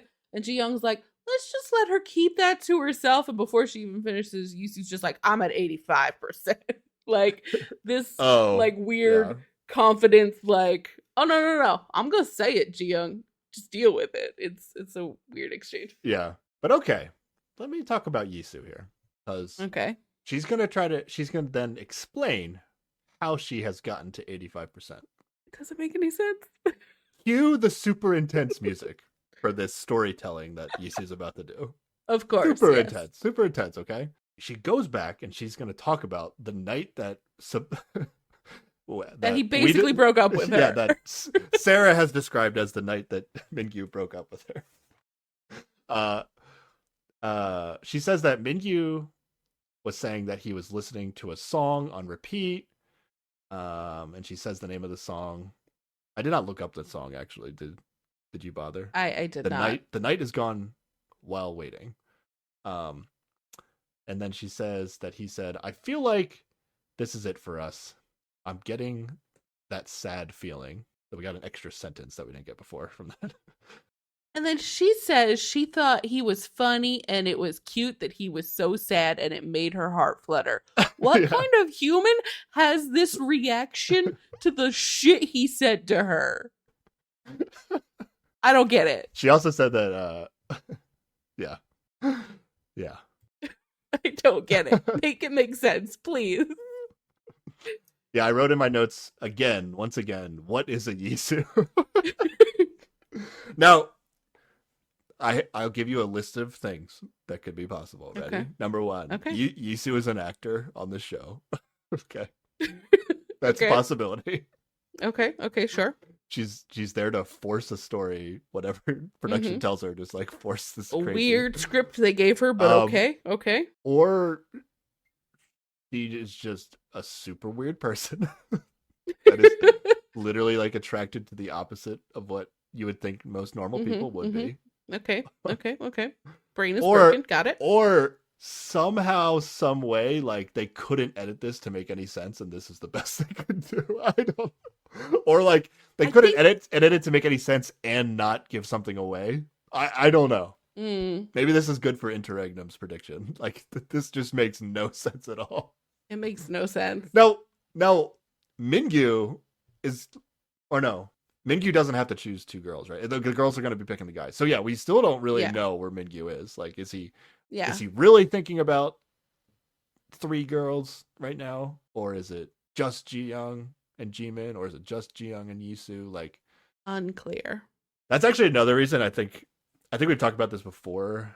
Like, in the 2 seasons of Singles Inferno, like a girl's decision is always like the big decision because they like the way that they do the end of that show is like the guys go out and wait. the guys choose first and then the girls choose. And Yeah. so far, the way that they did the like dating mix-ups this season were very much like the Hmm. guys we never got to see like the guys actually make a choice the whole season. Assuming that I think these dates are like the last Uh, official ones. yeah. Um, Yeah, it is. so yeah, we got the girls like straight up could pick who they wanted to date, right? Yeah. And Hmm. then the girls also got to pick two guys that they wanted to date, but we're never going to see the guys. So it makes sense that Mingyu, because we were talking at one point like why is Mingyu versus Jiyoung, like they could have made Jiyoung the main character, but it's like it's because the way they chose to do the show is like the guys' information is hidden Yeah. better than the What women's is information. the process of the last episode? You've seen season 2, right? How do they go about Oh, the last pairing up? episode. Yeah. It's been a while. I think they just kind of I don't know like who gets to call first, but the way they do it, it can like kind of be edited in whatever order they want. So it's like Okay. I want to say the guy like they like basically call each other on the phone and then they talk to each other and then like that's where like whoever's calling who I don't know if the guys are calling the girls or what it is, but then they like find out if they also got chosen and then they'll Oh, so they're like show turning all their stuff into production and then there's yeah some weird production it's way like they're it's deciding them to call like them. not Okay. near each other like on Singles Inferno they like go the guys go stand in front of the girls so like we're So they seeing can literally see their options. Yeah. it's like everybody goes to a different location outside and then they're like Mhm. making and receiving phone calls so they can like edit it in a way where like it looks like they're receiving a call but they're actually making a call but you really can't tell the difference and then Okay. Okay. they can make it confusing enough where I'm not actually sure like what the process is but they essentially like the idea is like you'll call somebody and then they'll if they also picked you they like tell you where they are and then like you go meet them there and then you have this like moment of whatever but Okay. they don't show you they don't show the person saying that they picked them until like they're waiting and then like the person shows up. So there's nothing about this process that dictates that the men must be the choice. It's just the way they've set up the entire season of having the women pick the dates that does that. Okay. Yeah, it's not the end choosing mechanic that dictates it, but the fact that like the women have given away way more information through the Yeah, exactly. date Okay. selection That makes process sense. along the way, makes way more sense for a guy to be the main decision at the end. Yeah. Yeah. So what is a Yisu? I think she might just be really super confident. And she's like, no one's ever broken up with me. Of course he's not breaking up with me. This is so cute. He feels so strongly right now. Maybe that's what it is. Or she's just fucking with everyone. I don't know. So confused. We may never know. Yeah, I don't think we'll ever know. Season 2 had like a reunion episode. I don't know like how long that takes to come Ooh. out afterwards, but Yeah. maybe that's when we'll find out what the hell has Find been out what going a on this whole Yisu is. season. Okay. Yeah. Nice. Looking forward to it. Then they eventually get Ji-young to explain when her heart fluttered, even though Ji-won doesn't really want to know because he already knows. He's pretty Yeah. sure it's not him and he doesn't want to know. But Yao Rei wants to know. And she names names. Like she talks about her first date with Mingyu and, when that song came on when they were in that one bar and that, she doesn't normally feel her heart flutter, but it just did. And yeah. Yao Rei really seems like he did not realize how set she was on Mingyu. So like Yeah. he must have thought that like, she's thinking about Mingyu, but like 70% seems like a big deal to him. Mm-hmm. He must have thought he had better than a 30% chance. Yeah, and he didn't like make a surprise face, I don't think, when she said she was 70% sure. But when she actually says Mingyu at this point, that's when he like is suddenly surprised. So I guess he must have thought she was 70% sure about him. Is that the right way to read it? At least he was hopeful enough.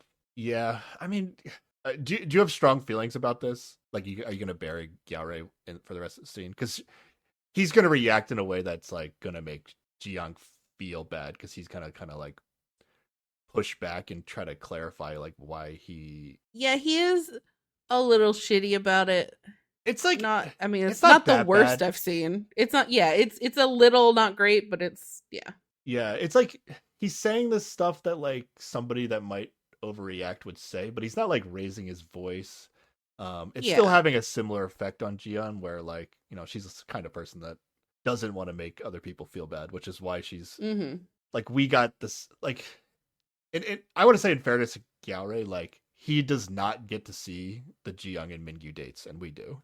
Yeah, of course. And then when we watch the Gyaore and Ji-young dates, we also have the context of the Ji-young and Mingyu dates, and it's more clear to us that Ji-young is like giving these hints to him that Yeah. she's like more into somebody else. But for Gyaore, I can understand why he might not have realized what was going on. Like, Ji-young was never like super clear, but she definitely, from our perspective, she was giving him hints. Yeah.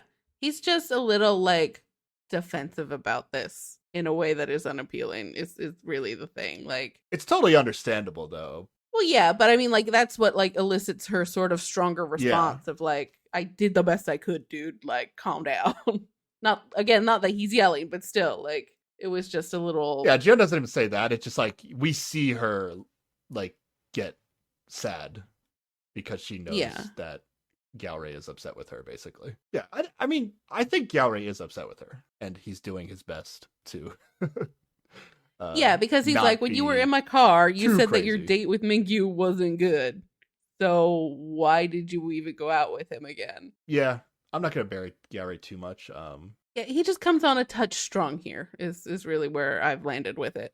Maybe like I was actually thinking maybe I like should be thinking Gyaore was more mean than I was originally thinking, because like the host at some point actually talk about how like it was kind of messed up how Gyaore made Ji-young feel, which usually we do not get in these shows. Like, usually the That's hosts are true. very much about like seeing it from everybody's point of view and making their like emotions seem like Mm. rational and like understandable, but it seems like they actually like came to the defense of Ji-young here. So I don't know Yeah. how outrageous this actually is, but compared to like other reality American shows, how somebody might react. Oh yeah, Gyaore yeah. was very subdued, but Yes, that is probably what is coloring our response to it. but it did have a similar effect on Ji-young, so Yeah. And even like Ji-won in the moment like comes to her defense too, where he's like, I didn't think she was being vague, like. but that has nothing to do with Gyaore though. It's like he's just saying like, oh yeah, on my date with Ji-young, like whatever she said to me made it seem like, But like he felt the need to like interject and be like, bro, like, oh, I guess. she's not like hiding her feelings here or whatever. You know? I guess. I mean, like, Ji-young didn't necessarily say this exact same thing to Ji-won as she said to Gyaore. Like, this thing about, I don't actually remember this point where she was like, my second date with Mingyu wasn't very good. I don't actually remember that. But if she did say that to Gyaore, like, I can get why he was, maybe that gave him some optimism, basically. But I don't think she ever Yeah. said to Ji-won, like, hey, my date with Mingyu was not good. So Ji-won didn't get the same exact words from Ji-young that Gyaore did. So I don't know. It's But still, he's like standing up sucks. for like she is the person that has been at least straightforward enough, like where, you know, like she can't come out and say who she likes except now or whatever. like she's not allowed, and yeah, maybe yeah, she's not yeah. allowed now, So- but she's doing it. Yeah, But like she said enough is and yeah, that's the point. for us, the people with the God view, it feels like she said enough. Yeah, for sure. Well, I mean, I'm saying even Ji-won says like she has been saying enough. Okay, yeah, but what I'm saying, it's like she said enough to him is all he can really say. Like he wasn't on the Ji-young. Right. But I mean, Gyaore he's date, like but- speaking to the character and the way Oh, I see what you're saying. her Okay. character and the way she speaks, you know, like He's trying to say like, of course she wouldn't do this to you because she didn't do it to me. It's like the idea. Yeah, okay. Yeah. Basically, Gyaore and Ji-won have been officially dumped at the same time. Not that they were together, but essentially yeah, they've been yeah. officially walled off in the same moment. Yeah. Just like no hope for you anymore. Don't know what you're gonna do for the rest of the season, but here we are. It's good that they finally know, though, right? Like I'm glad that Mhm. this happened, even if it was, I like Ji-young. It's gonna be painful at some point, right? Yeah, like it doesn't Yeah. feel good that she had to go through this. I honestly like I feel bad for Gyaore too. Like I feel bad for both people. It's a tough thing to be on Yeah. this show.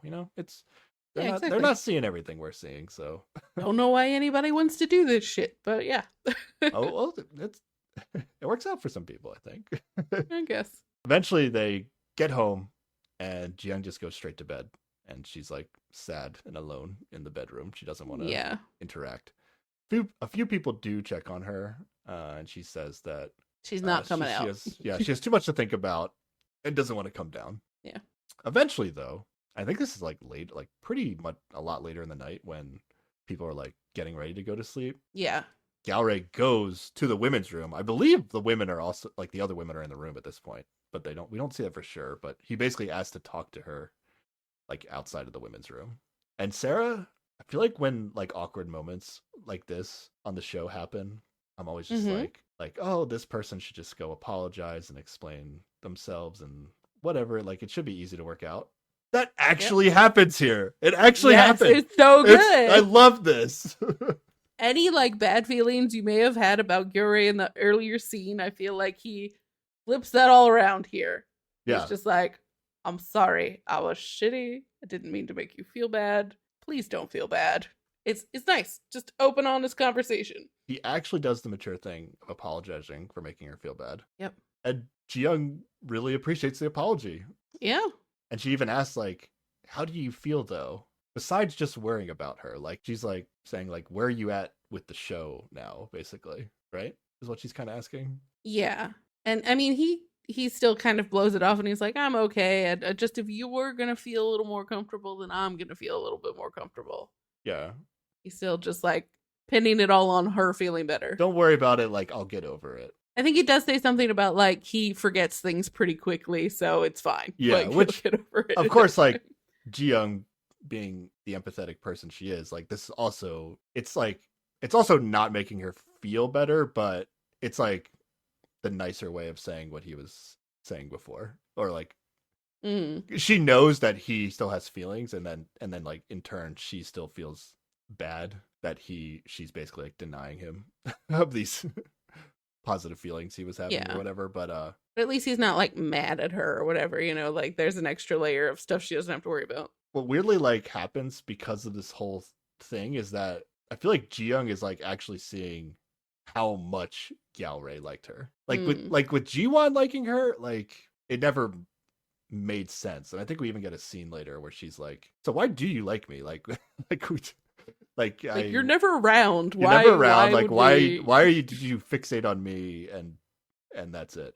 But with Galray, she maybe didn't realize how much she liked him. And then the context of this is like Jiyoung is probably somebody who's going to appreciate someone who's mature enough to be able to apologize in this situation. And now because of all this, it's like it's almost like, oh, Jiyoung probably likes Galray more than she ever did before because of this whole thing that happened. Absolutely. Right?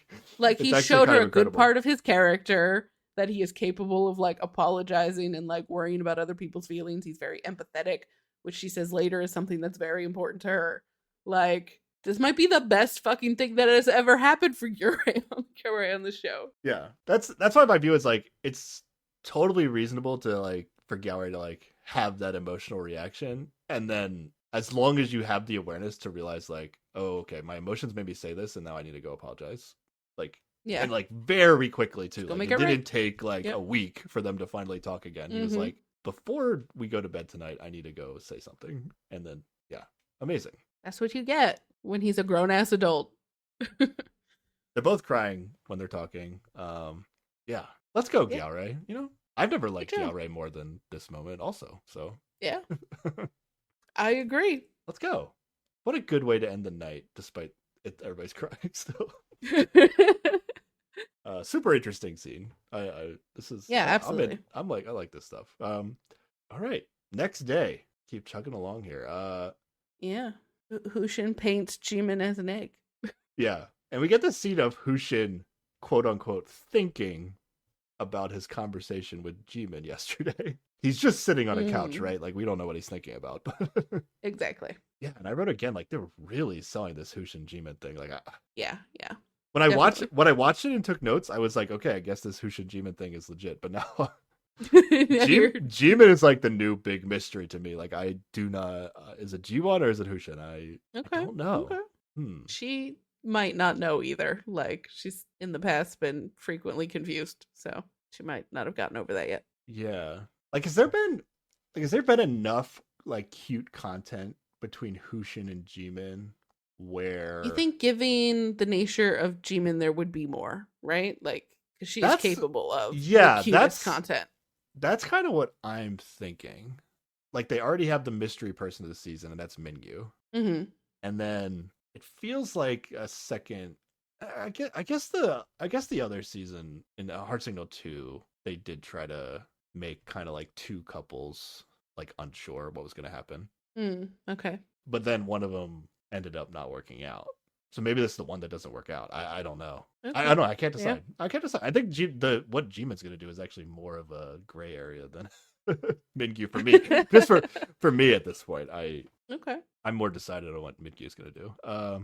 Yeah, because then we get this random date with G1 and Ji Young. I don't know. G1 keeps trying. He's Yeah. I guess he doesn't know what happened last night, but like it really feels like he's not even beating Gyaorei at this point, right? Like Yeah. Yeah. at one point we were like, definitely not. okay, who's in last place between who's in last place for Ji Young? Is it G1 or Gyaorei? And I feel like at this point it's got to be G1. Yeah, I agree. Yeah, anything we need to talk about from this date? Like, is it? It seemed like to me this should be like the wrap up of G1 having any chance with Ji Young at least, or maybe his wrap up of the entire season. Like, why did we see this date? I don't know. Maybe they just. I needed think to we fill see time. this I don't date know. because what happens right after it. So, like, while they're out, they do have that conversation where she's like, "Why are you even into me?" And he's just like, "I've never believed in love at first sight before, but here we are. I just keep thinking about you." And it's like, okay, that's convincing, I guess. Sure. But then they are back at the house in the playroom, and they talk a lot about like what she likes in a person. Like she needs to take care of people. She wants somebody who has a lot of empathy like she does. And she says like in her life, like helping people makes her happy. And she wants somebody like that. And she is like so fucking ready to get married and have kids and just like take care of people. Like she just goes on about that. And I think that's why this date is here, because it leads to her talking very openly about what she's looking for. And it's supposed to make us think that, oh, Gyaorei was just very empathetic and open with her, and maybe that means she likes him a bit more, So they're just showing this date to show, like, the date shows us how much the G1 and Jiyoung thing isn't going to happen. Yeah. G1 eventually even admits that he knows he has no chance, but he doesn't know what to do. Which is fair. For the rest of the show, I guess, is what he's saying. Like, he's like, what do I do if Or it's more like, I don't know what to do with my feelings. I have them. I guess I just okay. deal with it. That's fair. Okay. But basically they show us how much of a nothing these two are going forward, so that when they show Jiyoung talk to G1 later, we don't get confused that she's talking about G1. Right? I think so. Yeah. Okay. Yeah. I wrote down what everything Jiyoung says Okay. to G1. She tells him the kind of guys she likes or is looking for. Someone who has a lot of empathy. I really want to help someone. I feel happy that way. So she, kind of wants somebody that needs her, doesn't just like, Yeah. I don't know what's the opposite of that. Like a trophy. She doesn't want a wife? I don't totally know. like independent person. Yeah. Yeah, an independent person who just, just is like, she's just like an add-on to their life, I guess. Yeah. Yeah, okay, I guess. I don't know.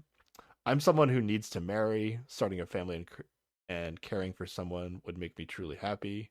Someone who can share that with me. I cherish vulnerability. Which, I mean, because they just showed us Gyaorei, like, it feels very specific to him. But like, I think Mingyu qualifies for this stuff, right? Like, I haven't seen anything that. It's just like empathy and vulnerability. And the vulnerability part, maybe not.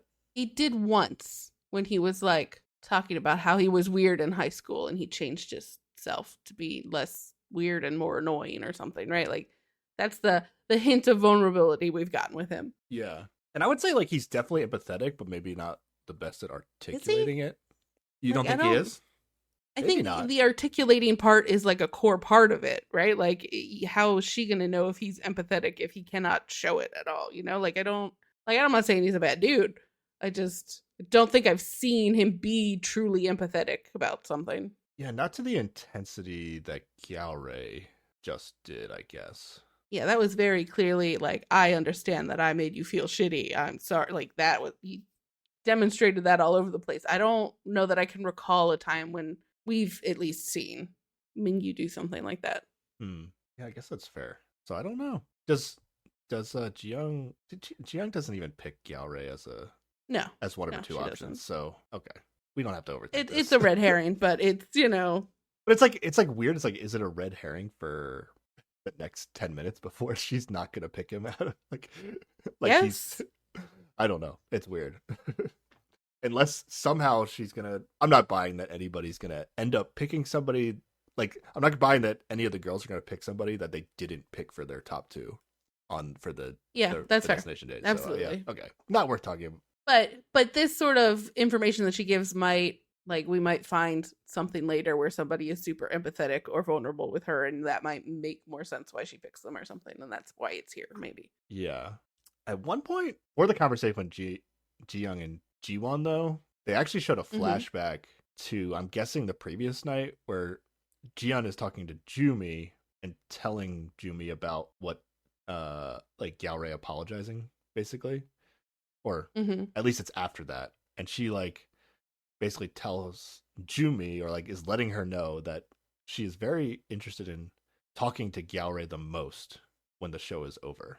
Yeah. But then I feel like Jiyoung like talks more, and she's making it seem like it's not necessarily like a romantic thing. It's just like she feels like maybe she owes him more of an explanation than she's been able to give, and she just kind of wants to Be able to maybe speak freely with him about she it. she like doesn't want to talk to him anymore about it on the show because she just feels like she can't be 100% honest on the show, and then it'll be easier after the show to just be like, here's what happened and this is why I said these things and all this stuff. Yeah, I think that's what this is. Not some like secret, oh, everything's gonna work out for them off the show later situation or something. Yeah. And maybe that's part of the reason why she isn't going to choose Gyaorei. Like maybe she actually does maybe like Gyaorei the second most, but she was just like, I'm definitely picking Mingyu by the end of the show. I don't want to like accidentally end up going on a date with Gyaorei and give him the wrong signals again. So she's just like, I'll just do Hushin. Hushin can take the pain if it happens later. I don't know. Oh. Well, Hushin already knows that she's comfortable with him, and so is therefore lost hope or whatever. So yeah, it should be fine. Jumi's takeaway from this conversation, though, is like, oh, like these kind of mature thoughts that you're having are probably something that Gyaorei picked up on, and that's why he likes you so much. Like that was her breakdown of everything Jiyoung said. Is she gonna like try to express these mature thoughts around Gyaorei? Like, is this her final move that she's gonna do? I mean, is this foreshadowing for? Hasn't she already? Like, I feel like she has not presented as an immature person. You know, like I feel she already has that in the bag, right? I mean, I've had my complaints about her. Like, it's like some of the stuff she says to Jimin because she's younger. Like, I take like a little bit of offense to it, but those aren't like deep thoughts. It's just like her natural, like. The way she treats, I guess, a younger person or like a younger sister. I don't know, but I don't know if she's had like as mature thoughts as Ji-young that we've seen. Like overall, she's just like a very like caring person, which has its like a mature vibe to it. Yeah. Okay. I mean, maybe. I don't know. I don't even know like how you could actively make a situation where you could express a mature thought without it like happening naturally. I don't know. Yeah, unclear. Ji-young didn't do anything specific that Jumi's referring to. It's just like Jumi's like, oh, he must have picked up on this vibe of how mature you are, which I guess then she must like, is she acknowledging that, oh, like I have not acted as mature as I think I don't know. You're digging a little too far into this. Yeah. Well, I'm just saying I hope I'm leaving it open that the Jumi and Gyaorei thing. Oh, that'd be nice. Yeah, if that worked out. Yeah. If there's only a 70% chance that everybody's picked everybody, can Gyaorei be the 30% that wins out and he flips to Jumi? Maybe. I'm hoping. Or I've got some hope that like after the show, outside of this nonsense where he's not like seeing Ji-young on the regular, maybe he'll be like, I should call Jumi. That might work out. Like the clarity of being off the show might work for them better. Yeah, but also they're probably going to go on this destination date together. So Jumi and Galray. Well, so yeah, also that. things can happen. Hopefully, that's the idea of That's these true. destination dates. All right, then the men get a letter, right? They get all of their invitations from the trip, and then we flash back to the women picking things because everything has to be a flashback. We couldn't just put this in order. But the men's tickets come with a letter. The spring flower trip invitations have been sent. Please choose a place you want to travel to.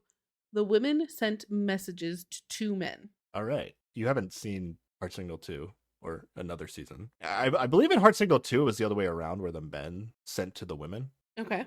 So this is different, but basically each woman there's gonna be like four destination dates, locations That production has approved of. has approved and given out, and then somehow the women have to agree, and then like each woman gets like chooses a destination that they will go to on a date. Yes. And then they have to choose 2 men to send an invitation to that location too. Yeah. And then the men will get the invitations without the girls' names on them. Pick based on the location, I guess. Yeah. Out of all of the destinations they receive, they have to pick one to go on a date with. Right. So nobody can go on more than one date. But it's actually possible that some people might not go on any dates. Yes. If like a guy doesn't receive a ticket, or somehow like based on the if he only gets one, but somebody else picks that location before he does, it's messy. If the guys come up with a weird way of like deciding how to pick the destinations, like somebody might pick the destination that another guy got, but that was like the only one that the other guy got, so then that guy now doesn't have another destination to choose. It's like weird shit could happen like that. They do not clarify what would happen in that circumstance here. What usually happens though is that like, or at least this happened in season 2, and I assume it's happening here as well, that like if a guy only receives one destination, they just will let that guy go on that date, and then they'll let the dominoes fall with however else the logic works.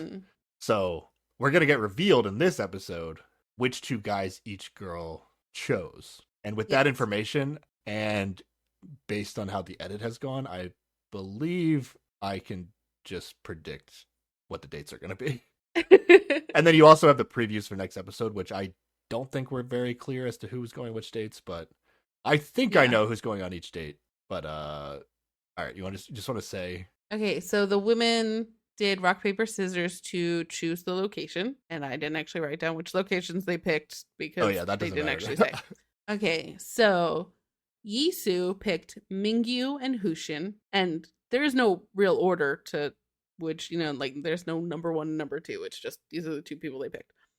Jimin picked Jiwon and Hushin. Jumi picked Gyaore and Jiwon. And Jiyoung picked Mingyu and Hushin. Yeah, so Hushin's going to get 3 tickets. Yeah. Mingyu's going to get 2, Jiwon's going to get 2, but Gyaore's only going to get 1. So Gyaore and Jumi are going on a date. It seemed like the preview, the one thing I'll say is that it seemed like everybody was going on a date. Now, if everybody was not going on the date, hopefully they would at least make it seem like they were for the preview. But I'm going to assume, usually people are pretty, nice and try to be fair, especially the way the guys have supposedly been coordinating with each other this whole time. Right. Because Gyaore is only going to get a ticket from Jumi, I think we can just say Jumi and Gyaore will be going on a destination date. Yes. And then which would then leave Jiwon with only one option left, which would be Jimin. Yeah, so that means Jiwon and Jimin are going to be together, which then takes Jimin out of Hushin's pool. But then the interesting thing is that now both Mingyu and Hushin are left to choose between 2 destinations. One is Jiyoung and one is Jisoo. Yeah. Now they don't know which is which, so it's pretty random unless they somehow randomly talked about the locations they might like.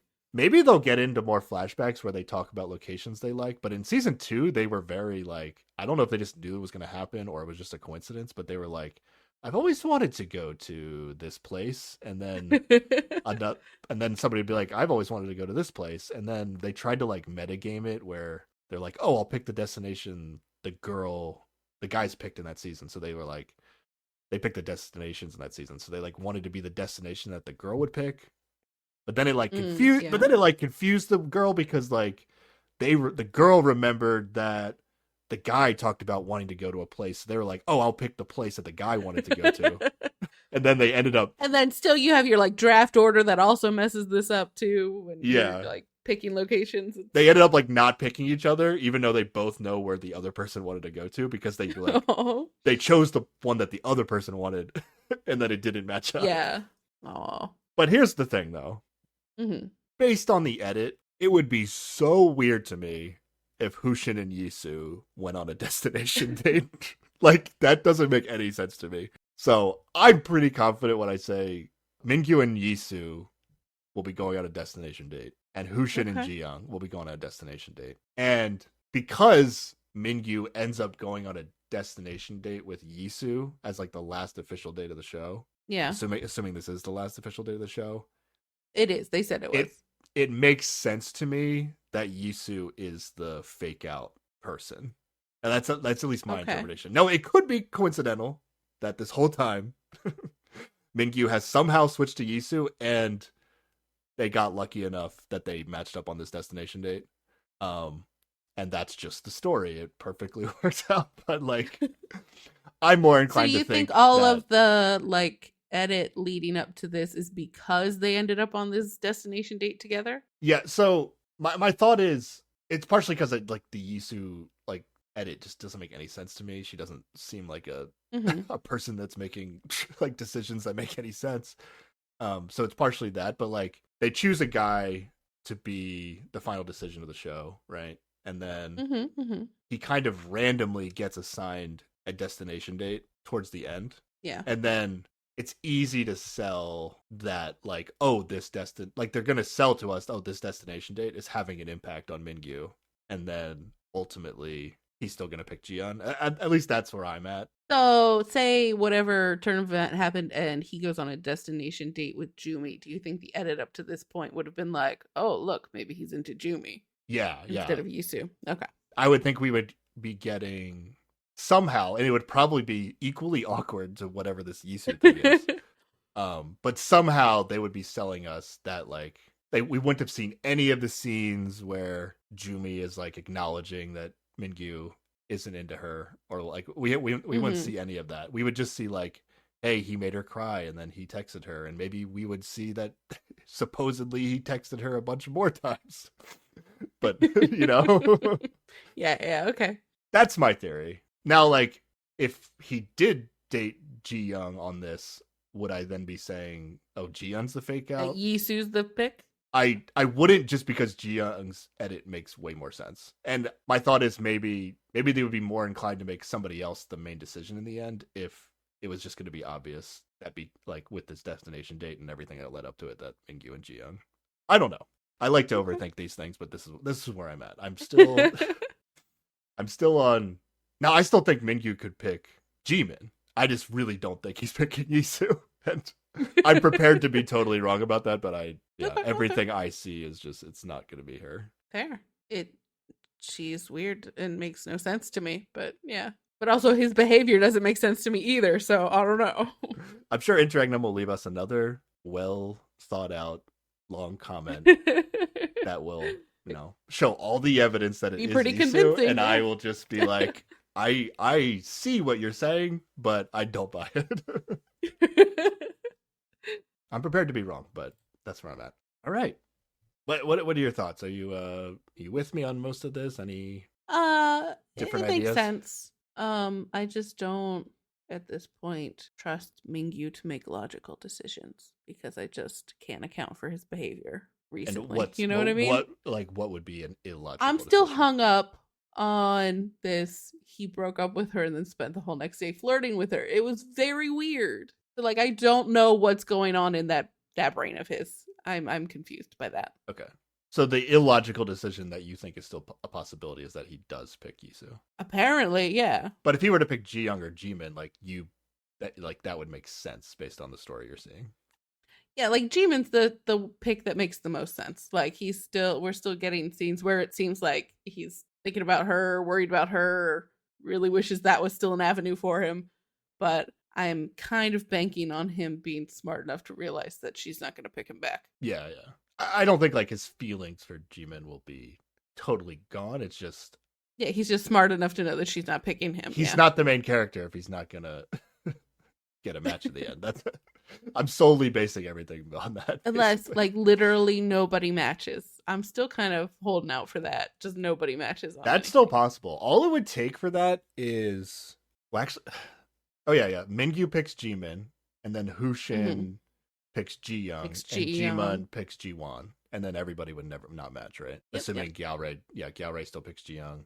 Jumi can pick whoever she wants. Oh, how great would it be if like only Jumi and Gyaori matched up? Only Jumi and Gyaorai. Just well, like you know, yeah. They're the only couple that makes it out. you know what I'm gonna say? They would be the main characters if that was the case. Fair. I love an underdog story though. I'm curious to see how these dates go, and I think the Mingyu Yisu date is gonna really confuse us. Like something's gonna happen that's gonna be like, what is a Yisu? What is a Mingyu? What's going on? So I'm curious to see how this plays out, but I kind of feel, except for Jimin, I feel like I am set on what I think is gonna happen. Okay. We do get in the preview for next time Mingyu saying something along the lines of, as much as you're honest with me, I'm going to be honest with you. And I'm like, I can't wait to see how they've edited out everything that he said following that. Don't know who he's talking to, but we probably also won't know what he's saying either. So there you go. Well, if he's supposedly on a date with Yisu, what does he say again? I didn't write that down. It's basically like whoever he's talking to has been very honest with him about their feelings is the vibe I get from this.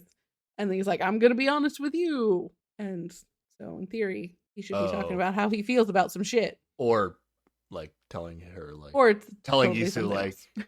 I'm going to be honest. I'm going to be honest. I think I could. I broke up with you a couple days ago. So what's No, what going did he say to Ji Young? He was like, I'll be honest with you. I think I have a shot with everybody but Jimin.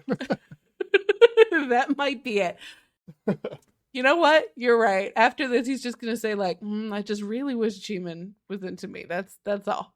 That's all I got going on right now. All right. Well, somehow there is still 5 more episodes of the show. Like, what's going on? Yeah, geez. What, A like, lot. Oh, well, it'll be like 1 episode per destination date, right? And then we just get the final one. There we go. I forget actually how they did these dates on season 2. In which case, I definitely hope that Yisu and Mingyu are on the date because I cannot handle a 2-hour Hushin Yisu date. That would be just awful. What would they even do? They don't talk to each other. Yeah, that's what they made it seem like. Yeah, there's just that's why I'm confident about who's matched up with who here. Yeah, honestly, I don't know if it can't be 1 destination date per episode. No way. No. An hour. They have a a whole minutes. week left. They do have a whole week left. They might just do more. Maybe they do some like talking to friends segments or something. I don't remember. This is the week that G1 is off from work, I think. So we're just going to get all of the G1 content that we haven't had the entire season. You're going to be so happy. Yeah. I bet we get a lot of G1 and G-Min stuff. That would make sense. Like they're going to have the date and they'll probably do more. And then I guess we'll probably get more Jimin and Hushin stuff because the like Jimin's decision is probably interesting. Hushin's is too. No. I feel like I figured out like Mingyu, but yeah, there actually is some decisions still to be made with some other people. So it's not totally over. Maybe this episode I feel like usually I take like a lot of notes. And I still took a lot of notes for this episode, but significantly less because a lot of it was like that G1 was on the screen or like things that I feel like people that I feel like their story is pretty much over. I don't take as much notes on like Jumi, G1, Gyaorai. Yeah, these people not as much to analyze about them. So okay, I think that's it. This you is got anything it. else? Yeah, end of episode. All right. 11. Alrighty. Next time, we will be actually switching over to Transit Love 2 and talking about episode 14 of Transit Love 2. Right. Yes. I think, yeah. Sarah and I are each going on trips next week. So I think we'll be able to do a Transit Love 2 episode. That shouldn't be a problem, I think. Yeah. And then 2 weeks from now, we'll be coming back from our trips So because we're just gonna say in advance this time that we won't have enough time to Probably talk just gonna about. be one episode of Heart Signal. Yeah. We're gonna go back to Heart Signal 4, but I don't think we'll have enough time to recap episode 12 and 13. So we're just gonna do 12. Yeah. And then 3 weeks from now It'll have to be another Heart Signal we'll double try to do 13 catch up. Yeah. and 14 double to catch up, and then we'll have to make a decision about how we're gonna finish the end of the Heart Signal season. But yeah, does that sound right, Sarah? That sounds about right. All right. Where can people contact us? People can email us at keepwatchingpod@gmail.com. Tweet at us. Yeah, I'm going to keep saying tweet at Twitter, even though it's X now or whatever. Tweet at us at keepwatchingpod. Instagram at us at keepwatchingpod. Leave a comment under our video on YouTube, also at keepwatchingpod. And if you want to tell us what our charming points are, or heck, what your charming points are, you can leave us a rating or review on Apple Podcasts or Spotify. You want people to say what their own charming points are? Yeah. Like we've never met them. I do. I want to hear what people like could be about lying. themselves. Oh, That's okay. Maybe Hmm. they're just, their charming point is they're very creative. I don't know. It's important to think well of yourself. I don't know. Or they could just say good things about us. I don't care. Whatever they're feeling. What do you think of that activity? Like, is It's this a awkward normal? as hell. Yeah, like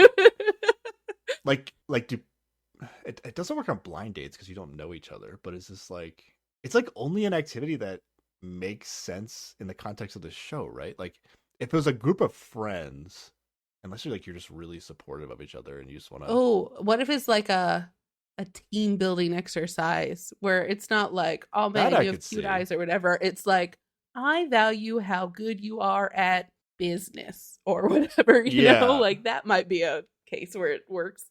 Yeah, like it does make sense as a team exercise, but it would be like in the context of what we do as a team, this is how I appreciate you. But Yeah. this is like we're all dating each other. Let's Yes. now give each person a compliment, Mhm. regardless of whether or not you're interested in You're them really interested or romantically. not, yeah. Yeah. So let's make sure don't say a really good compliment. And then also it's super embarrassing to say a really good comment to the person I am interested. So maybe I'll also say, I don't know. It's a very weird activity to be doing. Yeah, I would not enjoy that. I mean, like the going back in time thing is like something that you could talk about with like friends, like not in the context of dating, but like just like straight up Yeah. compliment each other just feels so weird. Let's go in a circle and say nice Maybe things it, about each you know what? other. Maybe it shouldn't be weird. You know, we should all be more comfortable saying nice things about each other. You know, maybe that's something we need to change about our society. If you're a group of friends and you want to support each other and lift each other's spirits up or whatnot, but in the context of a group of people that are all dating each other, it is definitely awkward. Like, it is definitely awkward. Yes. yeah, at least awkward in a monogamous society. If this was some sort of If they were all, you know, in a polyamorous relationship, all four Yeah. of them, then it's just that is a probably really good etiquette. that's Yeah, like the it's just best. great. That's the best reason to do it, right? Like, it's Yeah. it's a team building activity for for your relationship. Yeah. for your It's great. Yeah, that's the perfect scenario. But it's super weird in this monogamous situation. Yeah. All right. Monogamy is the problem then, I guess, right? It's not actually the activity guess. that's a problem. It's just monogamy is the problem. Yeah. We solved Alright, it. we There we did go. solve it. Start All dating right. more people, everybody, I guess. Do you think anybody listens? Do you think anybody listens Listens to like to this? this end. Do it. I feel like we get to the point where I say, "Hey, Sarah, where can people contact us?" And then people just stop the podcast and they miss all this gold It might. that we I talk think about. on at the end. occasion somebody has commented in relation to some shit we've said. Like, I feel we talked about was it the grouping people based on pure, cute, sexy? Did that happen at the end, or did we talk about We that talked about it during? at the end, but we also talked about it during. Okay, I don't know. Well, I guess we'll find out this time. If you're listening to this, you gotta let us know. Please. Now that I think about it, I remember like a podcast I listened to would always like come up with a wacky hashtag that people could tweet at but they would only say it right at the end of the podcast. Yeah. Can we do something like that? Sure. Make up a hashtag or a passphrase. Is Twitter even cool anymore? It's not even fucking Twitter anymore. It's ridiculous. But that's where all my K-pop content is right now, so that's where I'm hanging out. I don't know if I really want to do a hashtag. Well, it doesn't have to be a hashtag. Just secret passphrase they can say to us in whatever method they want to contact us in. Yeah, the secret And then we'll passphrase know. is I listen all the way to the end of the episode. That's the Okay, that's what it is this time. Next time we'll come up with a different one that is snappier. Nobody's ever said that to us before, so that might as well just be what the secret password is. Like if somebody says that, it's like, oh, they definitely got to the end of this podcast. For the first time, yeah. We'll come up with something snappier next time. Oh, if we want to do this every episode, we have to make it different. I see what you're saying. Like we want to know specifically they got to the end of this specific podcast. Yeah, Then yeah. we would have to make it a different one. I got it. Okay. Absolutely. Well, if anybody gets to the end of this one, just be like, hey, just so you know, I listened to the whole episode and I heard the shenanigans after where you can contact us. I hope it was worth it. I think we say some funny stuff afterwards. Everybody might be missing our best content, and it's this nonsense. Yeah. Who knows? Alrighty. You good, Sarah? We done? I'm good. Yeah, Alrighty. let's wrap it up. Thanks for listening, everybody. Bye. Bye.